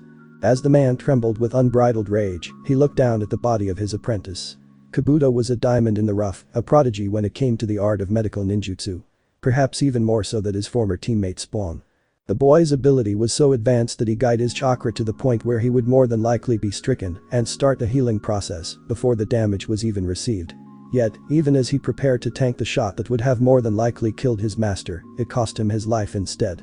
The only relative bright side, if it could be called that, to this tragedy was the simple fact that they learned that his beloved nephew wasn't as immune to genjutsu as they initially thought. The genjutsu itself was where it seemed as though Orochimaru was stretching his neck. In reality, a Sannin-henged Kabuto was standing in front of Sasuke, preparing to administer a paralyzing serum to the boy so that they could just take a sample of his blood for research prior to administering the cursed seal of heaven. Orichimaru, one of the Sannin and student of the great snake sage of Richi Cave, was livid. Oh yes, he was indeed livid. Still, the pale man looked at the now headless body of Kabuto.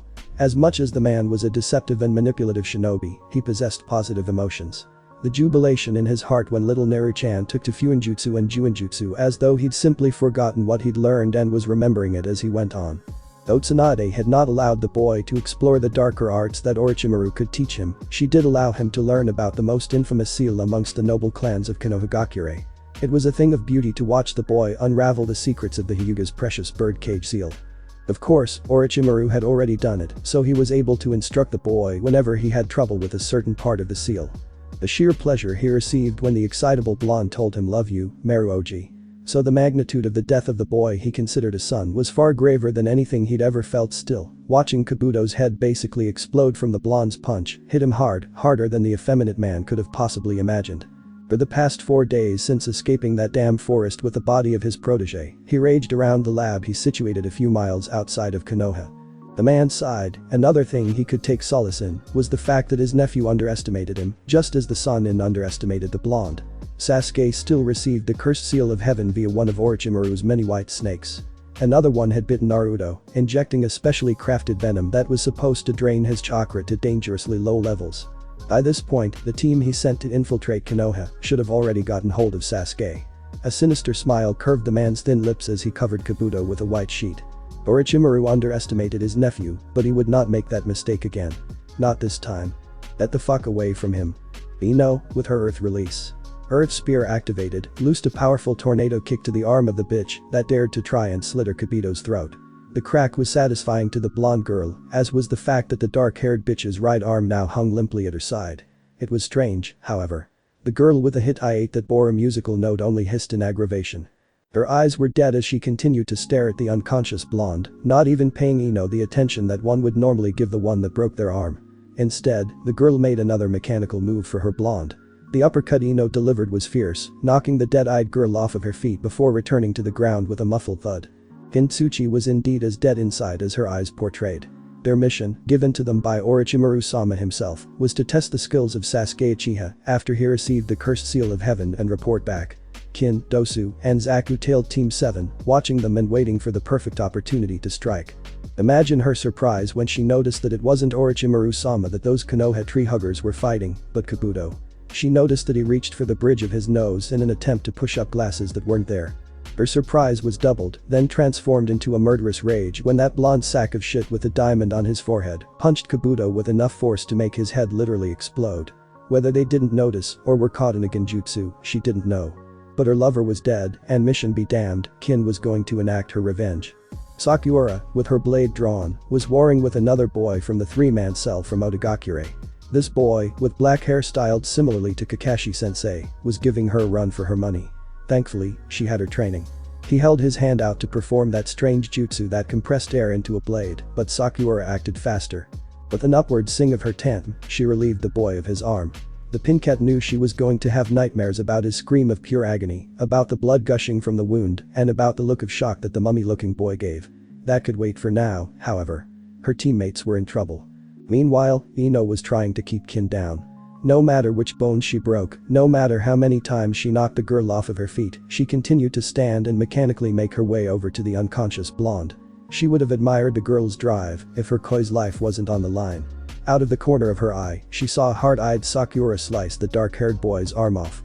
It was brutal, bloody. What the hell was Naruto teaching her? In that singular moment of distraction, Kin rushed past Ino. The blonde held up the bird hand seal, ready to end the girl's life, but froze. Everyone had stopped moving, point of fact. Two powerful and downright evil waterfalls of chakra saturated the air. It became difficult to breathe.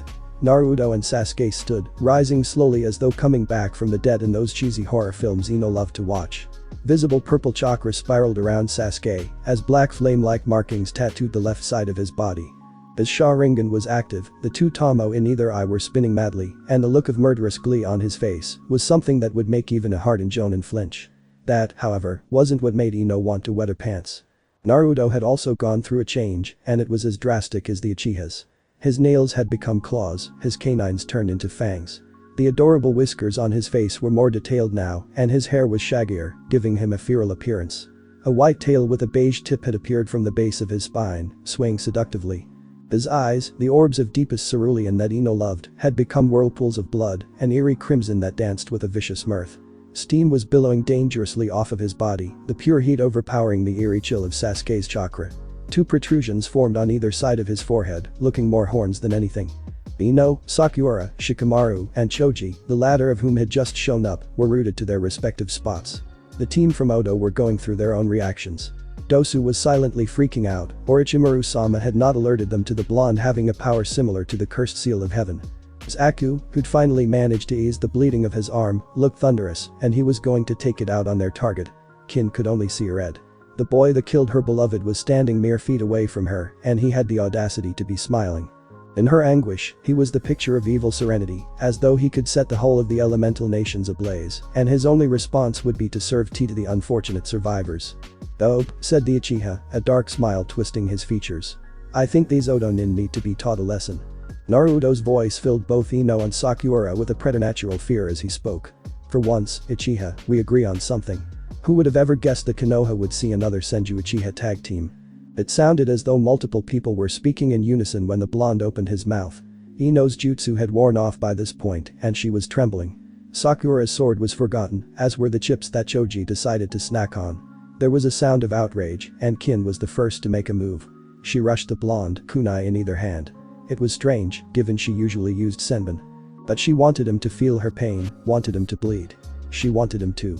A spray of blood pounced on the flesh and bandages of the other members of the Odo cell. Kin continued walking on shaky legs before her headless body crumpled at the feet of the blonde and dark-haired duo. Jaws dropped as Naruto examined the blood that coated his right hand. It was putrid to him, but until he reached somewhere he could wipe it off, he was stuck. Sasuke grunted before vanishing from view and tearing the remaining arm from Zaku. Once again, his scream filled the air of the Forest of Death. In a burst of speed, wherein neither white nor blonde could be seen, Naruto lightly pressed a finger directly over Dosu's heart. When his feet touched the floor, the other boy's body jerked once before red stained the bandages over his mouth. Team 9 had arrived to the scene just in time to see the end of Naruto's attack and to see Sasuke slapping Zaku across the face with his own arm. Death technique. Heart sever.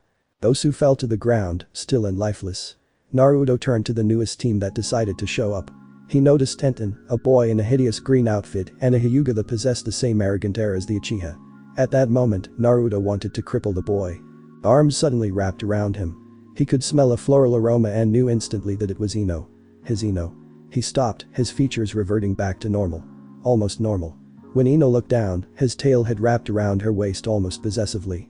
She tightened her hold on him with the faintest of smiles as his tail vanished. Sakura had her tantman in her hand once more and in a flash of pink, bashed the hilt into the Uchiha's temple, knocking him out cold. The pincat was afraid, so much so that she flinched violently as Naruto moved next to her to pick up Sasuke. That was why Ino was currently mouth-raping her Kibito. Memories of the day prior had haunted her throughout the night. She had seen Naruto fight before, knew that he loved a good fight almost as much as he loved performing a successful operation, but to see him act in such a violent way, it scared her. Naruto was pinned to the bed in the room given to them in the tower that was their destination as Ino violated his mouth. With her tongue, she wrestled with his, fighting for dominance as she straddled his waist. Her dainty hands traveled beneath his shirt as she traced his steel-like abs. She needed this, needed to feel him, that he was okay and was still the lovable blonde nerd that belonged to her. "I was so scared," she whispered as she broke their kiss and buried her face in his chest, tears racing down her flushed cheeks. "I've never seen you like that before." Naruto said nothing at first. Part of him had wanted to tell her of his status as a Jinchuriki, hell, he wanted to drag her to the depths of his subconscious so that she could meet Kakum, since the majestic creature had been almost as pivotal in his upbringing as his mother and sister. Almost. But he didn't want to scare her. During their travels, they'd seen how people like him were treated by the places they call home. It was painfully easy for the Senju heir to see himself in their shoes, to be hated, outcast for something he couldn't control. Ino, such a short time, had come to mean a lot to Naruto. It was frightening really, that he would rather fight half of the elemental nation to the death with no backup than let her go. Frightening was an understatement. "I'm sorry, Ino-chan." He pressed a kiss to the crown of her head. "I didn't mean to scare you." She looked up and met his eyes, pale cornflower on sensual azure. "Can you promise me that it won't happen again?" Naruto Senju never broke his promises. If the poison factory of a blonde uttered the words "I promise, you have my word," or "on my honor," anything that followed was all but guaranteed to come to pass. Her gaze was unwavering, her breathtaking eyes filled with mingled hope and desperation. It made Naruto feel like a monster for his reply. But the slow shake of his head. "No, Ino-chan. If your life was in danger, I would gladly go through that transformation again." The other blonde sighed with a small smile as she rolled off of her kibito. It made her feel warm and fuzzy that he felt so strongly about her. She was damn tempted to admit that she loved him right then and there, but she didn't. Come the morning, they were going to move on to the third phase of the Chunin exams. In truth, she should be getting rest, but her dorky blonde came first. She got out of the bed and he followed suit, stretching and popping his neck. Naruto groaned at the relief that immediately surged through him. Who would have guessed that being pinned and violated by his blonde for upwards of an hour would have given him a crick in the neck? "I'm a tough girl," she said, pressing her body against his as they stood, wrapping her arms around his neck as his arms snaked around her waist. "You trained me, after all." With a smile as he gently brushed a stray lock of hair behind her ear, Naruto kissed her forehead. "My duty is to save the flower." Ino could feel her heart sing and her blood boil with a sudden surge of desire as a group of butterflies exploded into a frenzy in her stomach. If, at that moment, he wanted to impregnate her, she would have gone through with it happily. Granted, they hadn't done more than have some seriously intense makeout sessions, but the fact remained. Ino felt mixed emotions as the door to the room opened and Sakura entered, effectively shattering her mood. Part of Ino was glad that the Pinket decided to make herself known, because she would have more than likely ended up alerting the entire tower to the activities she'd started with her koi, should he continue sweet-talking her. The other part of Ino was absolutely livid at Sakura's most inopportune timing. That commie be damned forehead girl had a knack for showing up when things between the blonde were starting to get too hot. Reluctantly, Ino untangled herself from the other blonde before giving a tight-lipped smile to her best friend and rival. "How are you feeling, forehead?" Her viriscent eyes never left Naruto, who was staring at her with a friendly smile. "I'm good. How are you too?" "Miff that you interrupted us, but still glad you did," the Yamanaka heiress thought before saying. "I'm alright and Naruto-kun is indeed normal." The blonde in question rolled his eyes. "Seriously, I'm fine. But how are you too? Ino told me that you cut that poor bastard's arm off. How are you really doing?" Sakura shuddered at the memory. She was so cold at the time, she was unfamiliar with herself. Needless to say, she emptied the contents of her stomach shortly after they reached the tower. It didn't help that Naruto literally made the dark-haired girl's head pop like a balloon filled with viscera, or that Sasuke ripped off that guy's other arm and started abusing him with it. "I've been better, but I'm just glad I wasn't slapped around. If you hadn't helped me train, I would have been more than useless." The blonde male chuckled. "I'm glad. And you, Ino-chan? I didn't get a chance to ask before you started mouth-raping me. Is it really mouth-rape if you didn't deny me?" she asked innocently. He paused. She had a very valid point, but he wasn't going to admit it. It was nice to see her so aggressive. Turned him on, point of fact. Sakura blushed prettily at the thought, though the Ino was replaced by a mental image of herself. Naruto cleared his throat rather loudly, more so to distract himself from more impure thoughts about the other blonde. "Anyway." She giggled. "I'm alright. My earth spear is overpowered and mud spore is so much fun to use." As the very first jutsu he taught her, the two Earth Release jutsu held a special place in her heart. They were also the only ones that she could now use without performing the necessary hand seals. Naruto didn't know that bit just yet. She planned on surprising him with it. Still, that dark-haired bitch just didn't know when to quit. Broken arm, fractured ribs, and she still kept getting back up to it. In any case, ladies, get some rest. Something tells me that we're going to need it tomorrow. Are you serious? Tsunade was aware of her sensei's plan in terms of the Clan Restoration Act being enacted on her son, but that didn't stop her from wanting to go back to the council room, rip off Danzo's arms and beat him to piss and back with them, then crush his windpipe. She looked through the archives that Hiruzen allowed her access to as his successor, and she could find a single damn thing about the Clan Restoration Act. This meant one of two things. One possibility was she overlooked something, which was something she genuinely doubted. The other possibility was that the civilian council tried to find a way to boost their own standing in the village and decided to indulge in some masturbatory harem fantasy. Either way, she was getting this elder wank fantasy off of her son. Still, as she looked at the feral woman that was eyeing her seriously, she couldn't help but feel like her Sachi was going to end up attracting more floozies that were going to take him from her. Rather, ladies that would shower her beloved son with the love and affection he deserved. Still, a clan head. As serious as a kunai to the throat, said Tsun. There's something about your pup that I can't shake, as embarrassing as it is to admit. Tsunade snickered as it was how she initially felt about her late lover Dan. There was just something about him that she could quite put her finger on, but it kept her around him until he toughened up and said yes to her asking him out. To be fair, the buxom Kunoichi had quite the forceful personality, more so in her younger years than she did now. If the blonde were being honest, she was only just getting used to Ino being a constant in the Senju compound, though she was wondering why Sakura followed the pair. The mother wasn't oblivious to how the pink cat treated her son, nor was she oblivious to the complete 180 her Sachi made her perform. Now she had an idea of why, but such behavior had become common for her about a month and a half before the enacting of the Clan Restoration Act, which she was beginning to believe more and more that such a thing didn't exist. Polyamory wasn't uncommon in the elemental nations, to maintain clans, to start clans, to branch out and combine clans. Polyamory and incest were alive and well practiced in the more noble of clans. Neither were particularly appetizing to Tsunade herself, but to each their own. Still though, she hadn't found anything official. She even sent a few messages to other villages that claimed that they owed Shizune, Naruto, and herself favors. None of them had any official documentation in regards to the Kra, but they did possess marriage certificates that had multiple names. This meant that the Clan Restoration Act didn't exist through official mediums. That wasn't her main concern at present, however. She and Shizune stared at the feral woman that developed a sudden interest, youngest blonde in the Senju household. Shizune was tense, believing that the older woman was planning on corrupting her precious little brother in some manner. It was something both clan heads noticed but decided not to comment on. Tsunade was aware of the Inuzuka clan, how their members were more or less equal parts canine and human.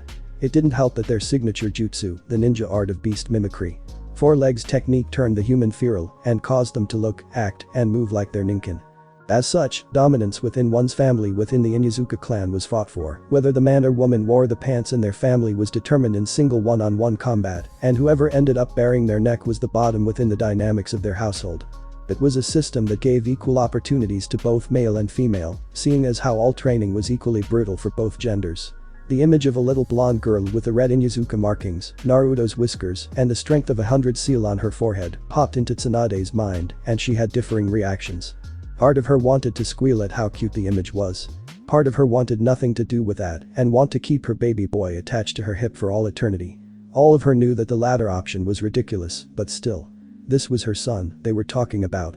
Her only son. The buxom blonde heaved a sigh. Shizune knew what that sigh meant and excused herself before she brought shame to her master's name. Come with me to the next part of the exams in the morning. You can watch him perform and tell me for certain then. Tsunade looked into the woman's eyes, warm honey to kind black. Your son is participating as well, right? She nodded. He is, and we'll be there. The next portion of the Chunin exams was one-on-one combat in between the genin, but since there was a decent amount of contenders, this would be regarded as the preliminary round. The victors would move on to the finals, which would be the endgame of the exams.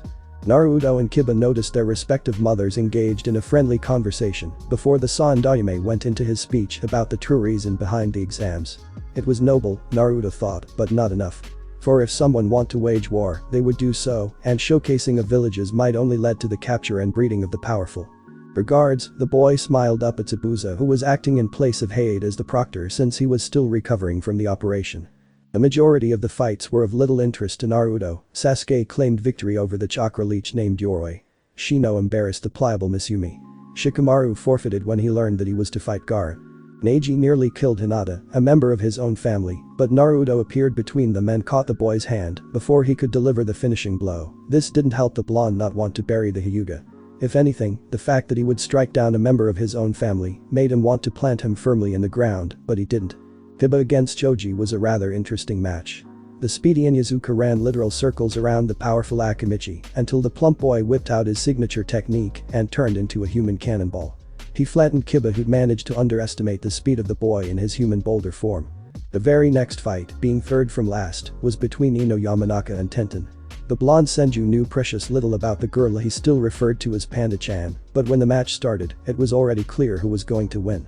Zabuza had barely announced the start of the match when Tenten whipped out 2 scrolls and opened them while twirling elegantly. Team 9 as well as Team 8 thought the girl was going to be skewered since she just stood there. The rapid and repetitive metallic clang drew everyone's eyes to Ino. Earth release. Earth spear. She looked down at her clothes, which hadn't covered her clothes, before turning her gaze to Naruto, who was grinning down at her. Ah, damn it, my outfit. Koi, take me shopping. All seemed to stop as the Kunoichi in the room looked at her incredulously. Did she really just, in the stands? Naruto was chuckling darkly before he said something that made the Kunoichi look even more confused. Win first. The blonde girl cracked her neck and vanished in a burst of speed. When she reappeared, the blonde was behind Tenten and was in the middle of performing a deadly tornado kick. Tenten conjured a sword from another scroll and blocked the attack. The impact of her darkened foot meeting with the chakra-conductive metal of Tenten's sword resulted in a loud ring as she weapons mistress was set skidding back. Ino slammed her hand down before the ground shook. Mud was conjured seemingly out of thin air, flowing like a powerful mudslide towards that other girl. Earth release. Mud spore. Tenten jumped and applied the necessary chakra to stick to the wall. She fished out 2 more scrolls and setting them vertically on either side of her. It was difficult since she had to imbue the scrolls with extra chakra. The mud flow ebbed and the girl had to grab her scrolls and rock it to the now dry ground as the blonde appeared in front of her, her arm shoulder deep in the wall where Tenten once stood. Running through her own hand seals before crossing her hands, Tenten realized that she had been underestimating the Kunoichi before her. Her mind flashed to when they first met, all that time ago in front of Konoha Hospital. She didn't feel anything like a serious Kunoichi, she was a joke, a disgrace to the term. If she had to guess, the other blonde was the key to her opponent's change. Tenten wondered if he would train with her as well. The weapons mistress jumped, spinning as she unraveled her scrolls. Ninja art. Rising twin dragons. Her earth spear active once more, Ino starting running through another set of hand seals as various bladed weaponry bounced harmlessly off of her diamond-like flesh. Earth release. Earth and stone dragon. The dragon-like construct erupted from the ground below and rushed angrily at the airborne girl. As it was made of stone, her myriad of weapons did nothing to affect it. Resorting to the substitution technique, she managed to get away from the creature as it crumbled into nothing. When she turned, she could only gasp as a blackened fist crashed into her face, sending her bouncing off of the ground. Tenten didn't stand back up. Team 10, Naruto and Sakura cheered. Might Guy and Rock Lee were gobsmacked. Tenten was not easily defeated. So for this blonde girl to just take her out with ease was both beautiful and terrifying. If Lee wasn't so devoted to Sakura, he would have more than likely fallen in love with the Yamanaka clan heiress right then and there. But he was blessed by Kami as his love was up next. Sakura stood before a girl named Temari. She was one of the Tsunade trio that tried to bully Konohamaru before Naruto, and that red-haired boy set them straight. The ash-blonde girl drew her giant folding fan, the art of Tessenjutsu her forte. Sakura, on the other, drew her sword. Zabuza started the match, but neither Kunoichi made the first move. Sakura-chan. All eyes went to Naruto, who looked oddly proud. Take them off. A few Kunoichi blushed in an embarrassed rage before they felt a spike of chakra coming from the pinket. Thoughts of striking the supposedly perverted blonde ebbed when horizontal and vertical black markings decorated her body before glowing brightly and fading with a loud snap. Weighted seals had been removed and now Sakura could finally let loose. With the speed of a veteran, she ran through hand seals that ended in tiger. Water release. Water heavens convergence. Dozens of hundreds of orbs of water, which were made from moisture pulled from the atmosphere, came into being, floating around the pinket as if awaiting her command. All were surprised, none more than the Jonin instructors, who looked incredulously at Kakashi, who was looking at his blonde pupil the same way. Their eyes followed his, and they had a similar thought. No fucking way. Sakura vanished before reappearing in the spot she once stood, looking as though she never left. Except more and more copies of Sakura were appearing at some place on the battleground. Temari opened her fan to the third moon, excited at the prospect of fighting a proper kunoichi. Meanwhile, Naruto's grin was turned into a full-blown smile. He wasn't expecting her to master the afterimage clone by this point. That wasn't to say that he lacked faith in her, but the amount of speed required to create solid afterimages was astounding. He was fast enough to keep up, but he couldn't make solid afterimages. Saying that he was proud was an understatement. The Pincat and her army of cherry blossoms started walking towards the ash blonde. Temari was a little creeped out, the girl looked so cold that it was reminiscent of Garrett, but she lacked the killing intent. That's why she was going to lose. Wind release. Wind sighed. She swung her fan horizontal, kicking up a powerful chakra-laced wind tunnel. Blades of wind collided with each other, sharpening as they went along and bisected multiple clones, along with the small spheres of water. Nothing more happened, however. Sakura appeared beside the blonde, crouched low and coiled to strike. Temari closed her fan and planted it firmly before Sakura could cut her, only to notice another Sakura on the other side of her. Bursting wind chakra from her very body, Temari backpedaled and opened her fan once again. She was about to swing it, but a neat cut ran through the middle of her weapon. When the Suna Kunoichi looked up, she could see Sakura's blade had a spiraling torrent of water clinging to it. Water release. Water forge technique. She threw the blade up before running through another set of hand seals and cupping her hands in front of her face. Water release. Water trumpet. The Pincat launched a massive jet of water from her mouth that collided mercilessly with the ash blonde. The other girl collided hard with the wall and slumped. Zabuza named Sakura the winner and the sword came down. Sakura caught and gave a single rudimentary swing to rid it of the whirling water chakra. When she rejoined the other genin, Zabuza stepped forward. The final fight of the preliminaries is Rock Lee vs Naruto Senju. Can you explain it again, Kasan? Tsunade looked at her normally hyper-blonde as he worked on an antidote for his hallucinogen. It wasn't something that was necessary at the moment, but for some reason he seemed to learn more while he was doing something else. Naruto Senju was a tactile learner that needed to keep his hands busy when listening to lectures that didn't have a hands-on opportunity. The lesson they were working on, for example, was a discussion on taijutsu styles. The most basic taijutsu style is called the Strong Fist, and it focuses on external damage, broken bones and using force to render an opponent unconscious. Then we have several variations of the Strong Fist, one of which is our own Solid Gold Fist, which is the perfect combination of medical ninjutsu and taijutsu. Putting down his pen and closing his notebook, Naruto looked into his mother's warm honey-colored eyes and scrunched his nose in the manner he always did when he was deep in thought. It wasn't the first time he learned about taijutsu, but as his uncle Orochimaru had once told him, the elite do not neglect the basics. He wanted to be prepared for what was out there, and thus far he had only taken out untrained bandits and dishonored samurai. But with the mention of the Senju Solid Gold Fist came the thought of his own personal style, that was a gift from Ko-chan. Through her, he gained the Boil Release Kekkei Genkai and the ability to use the taijutsu style unique to her Jinchuriki, Boil Release.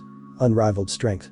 Whereas the Solid Gold Fist focused on dealing massive damage with explosive chakra control and essentially becoming a tank due to the constant healing of the user, the Unrivaled Strength style was a combination of thunderous strength and lightning speed.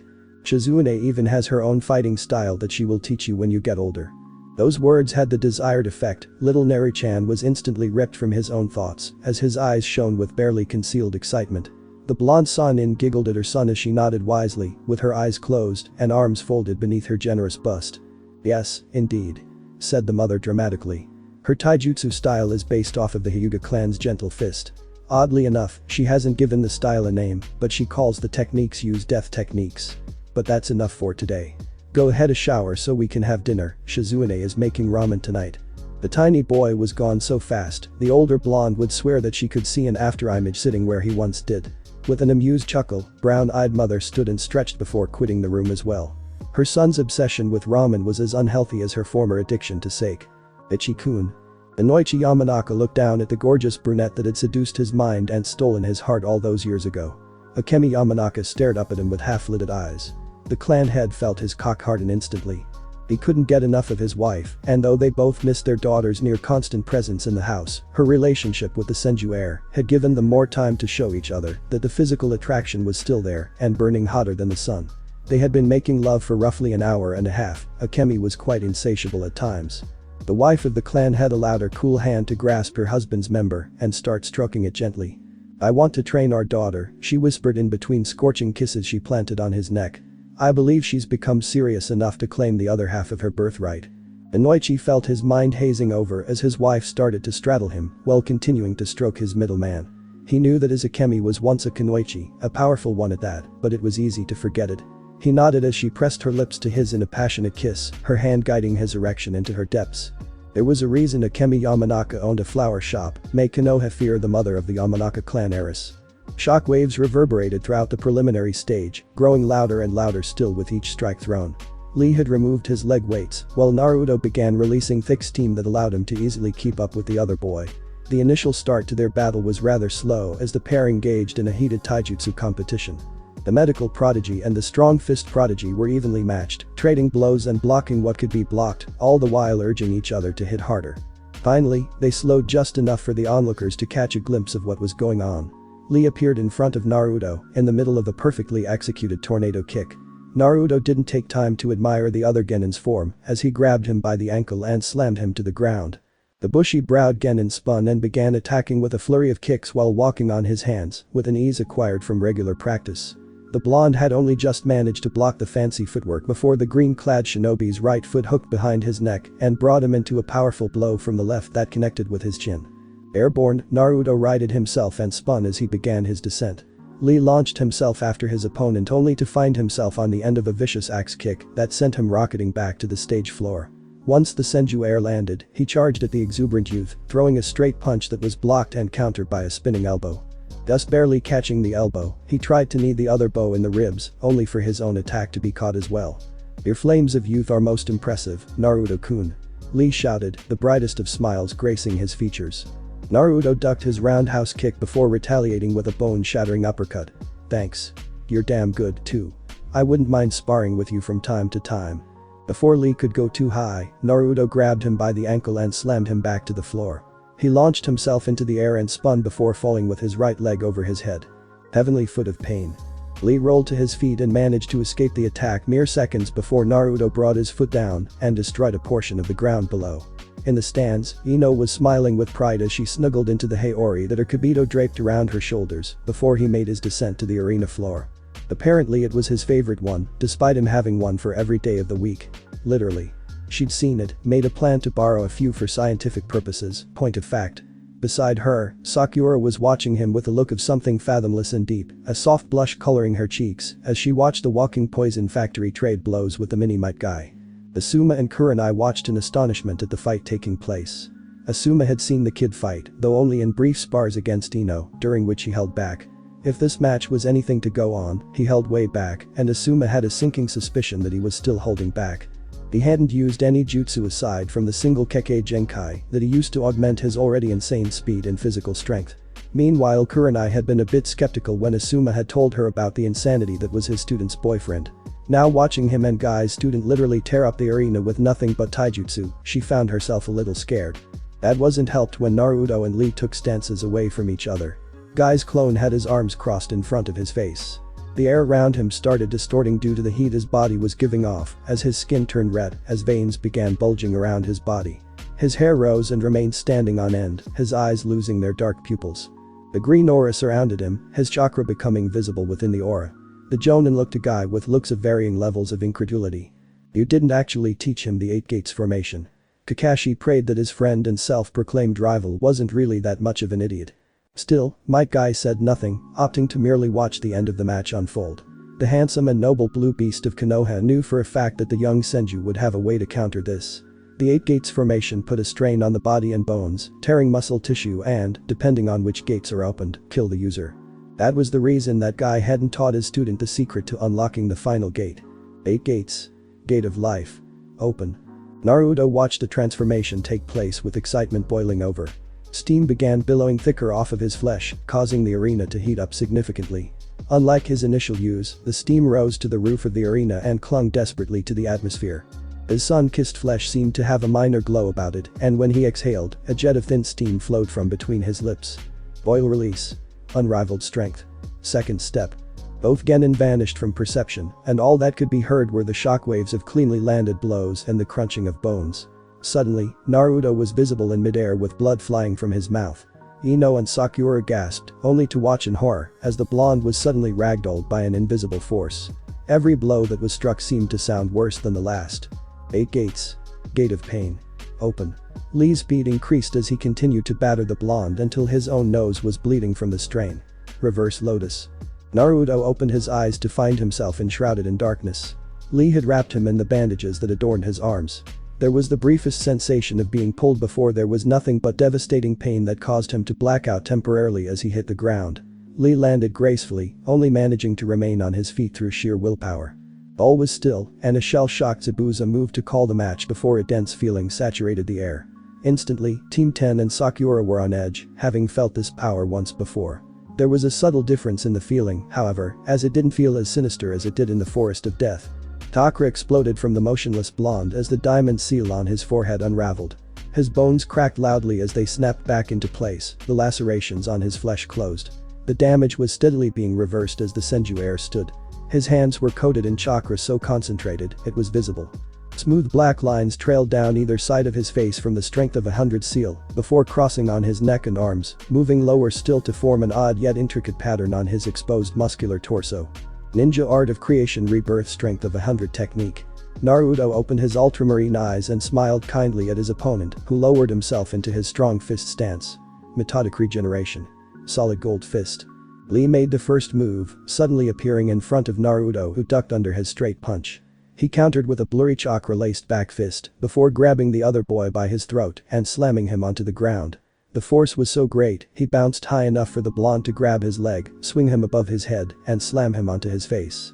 Rock Lee struggled to stand but stayed on the ground, the gates he opened, forcing themselves closed. With easy strides, the Senju Heir made his way to down Taijutsu Prodigy. Might Guy was suddenly in front of him, intent on stopping his advance. He blinked in surprise when he realized that the son of Tsunade was already kneeling beside Lee. Carefully, he rolled the boy onto his back and touched his forehead. Lee's breathing was shallow, the damage done to his body at levels that were insane. Moving his chakra, Naruto felt the power of the methodic regeneration moving into the exuberant youth, riding the damage done to him from what was a mixture of the fight and what had to be a last resort technique. Within seconds, Lee's breathing evened out and deepened. Naruto left him to Guy, deciding that he would be alright as he deactivated the technique. The winner is Naruto Senju. Zabuza called finally, looking at the boy that broke his spine in a new light. Will the victors of the previous matches come to the arena floor? Ino and Sakura were the first to land, with the blonde Kunoichi returning the Heori with a blush. He was okay and in control, she couldn't ask for more. The others joined not soon after, the foreign shinobi eyeing Naruto in both fear and apprehension. After a short speech from the Sandaime, the winners drew numbers. The matches for the finals were shown after a few moments, and the Genin were dismissed for a month to train for the finals. That was insane. Sakura was bouncing on the balls of her feet in excitement as Ino clung to Naruto's right arm. I've never seen you fight like that. The blue-eyed Senju rubbed the back of his head in embarrassment with a slight smile. Both of your fights were nothing to scoff at. Tenten and Tamari didn't see that ass-kicking coming.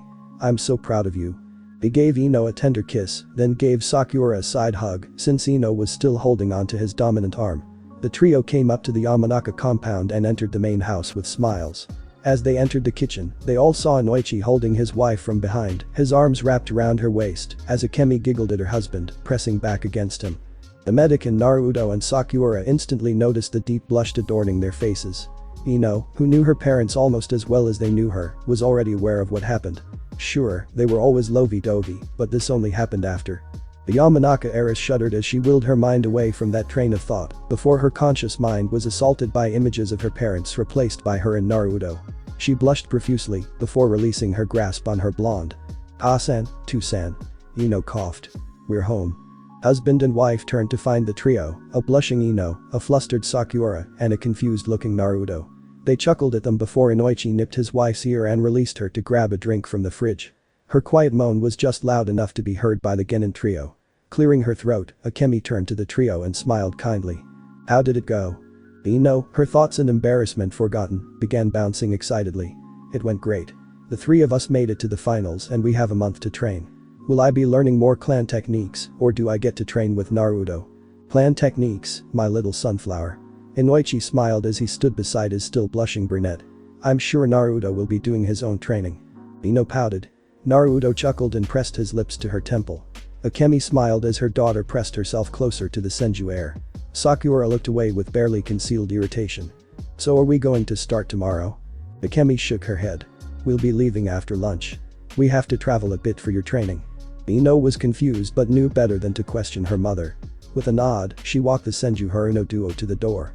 Once again, Ino kissed her boyfriend, wrapping her arms around his neck. Naruto growled, deepening their kiss rather hungrily before releasing her.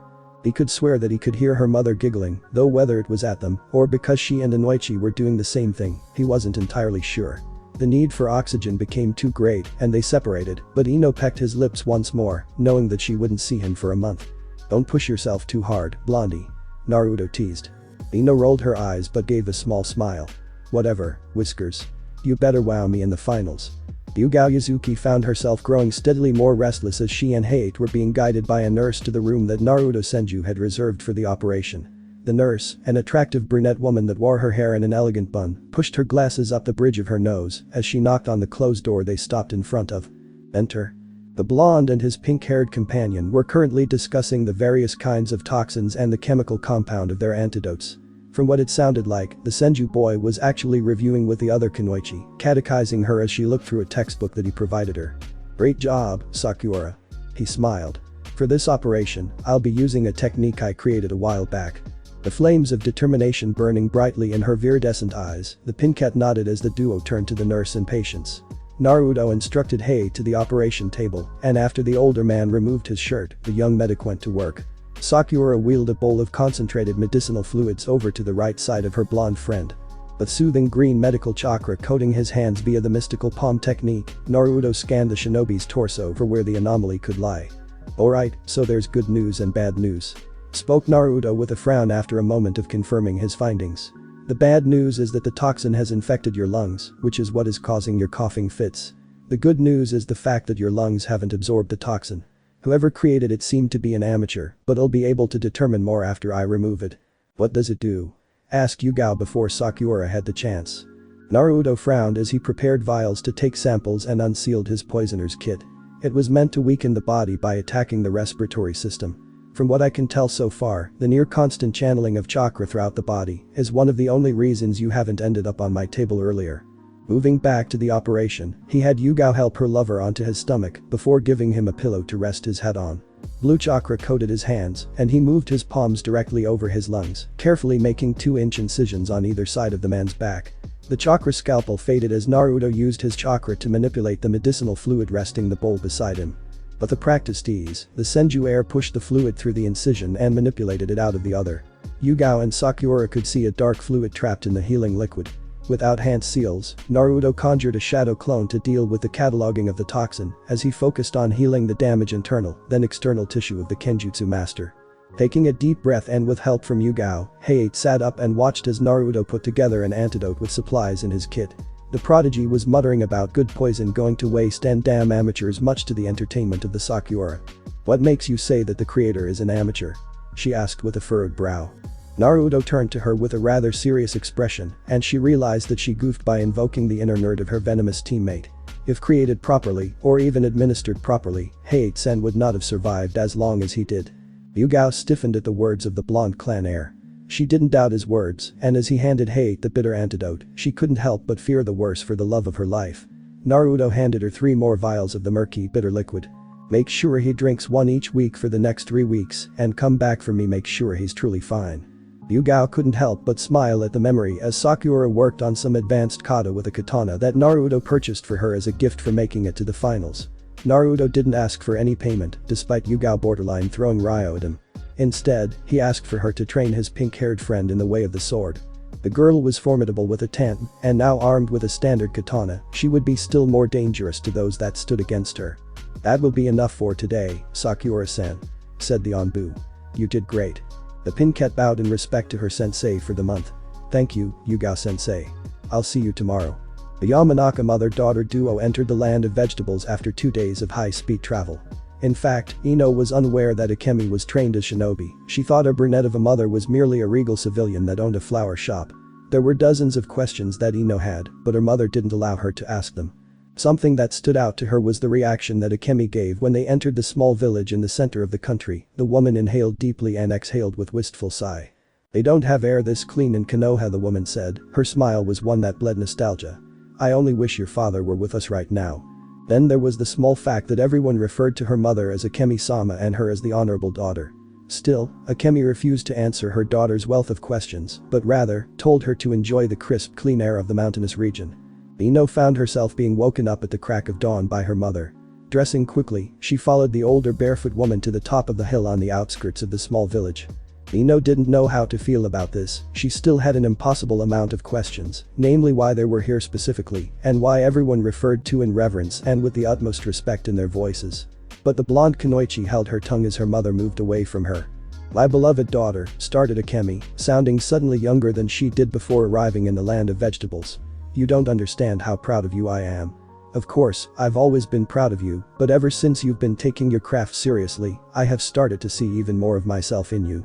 The breeze kicked up, causing the emerald blades of grass to dance serenely. Ino looked around, not minding the light of the rising sun, causing her mother to look more like a divine entity than a mortal. What she did notice, however, was the fact that the woman that gave birth to her looked younger.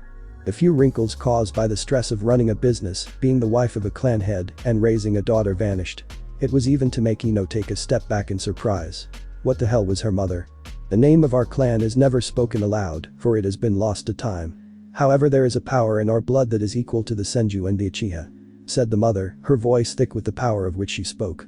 It's time for you to claim your birthright. Haven't you ever wondered why, out of all of the businesses to start, a flower shop? Ino didn't answer. This was too much to take in, but she continued to listen intently.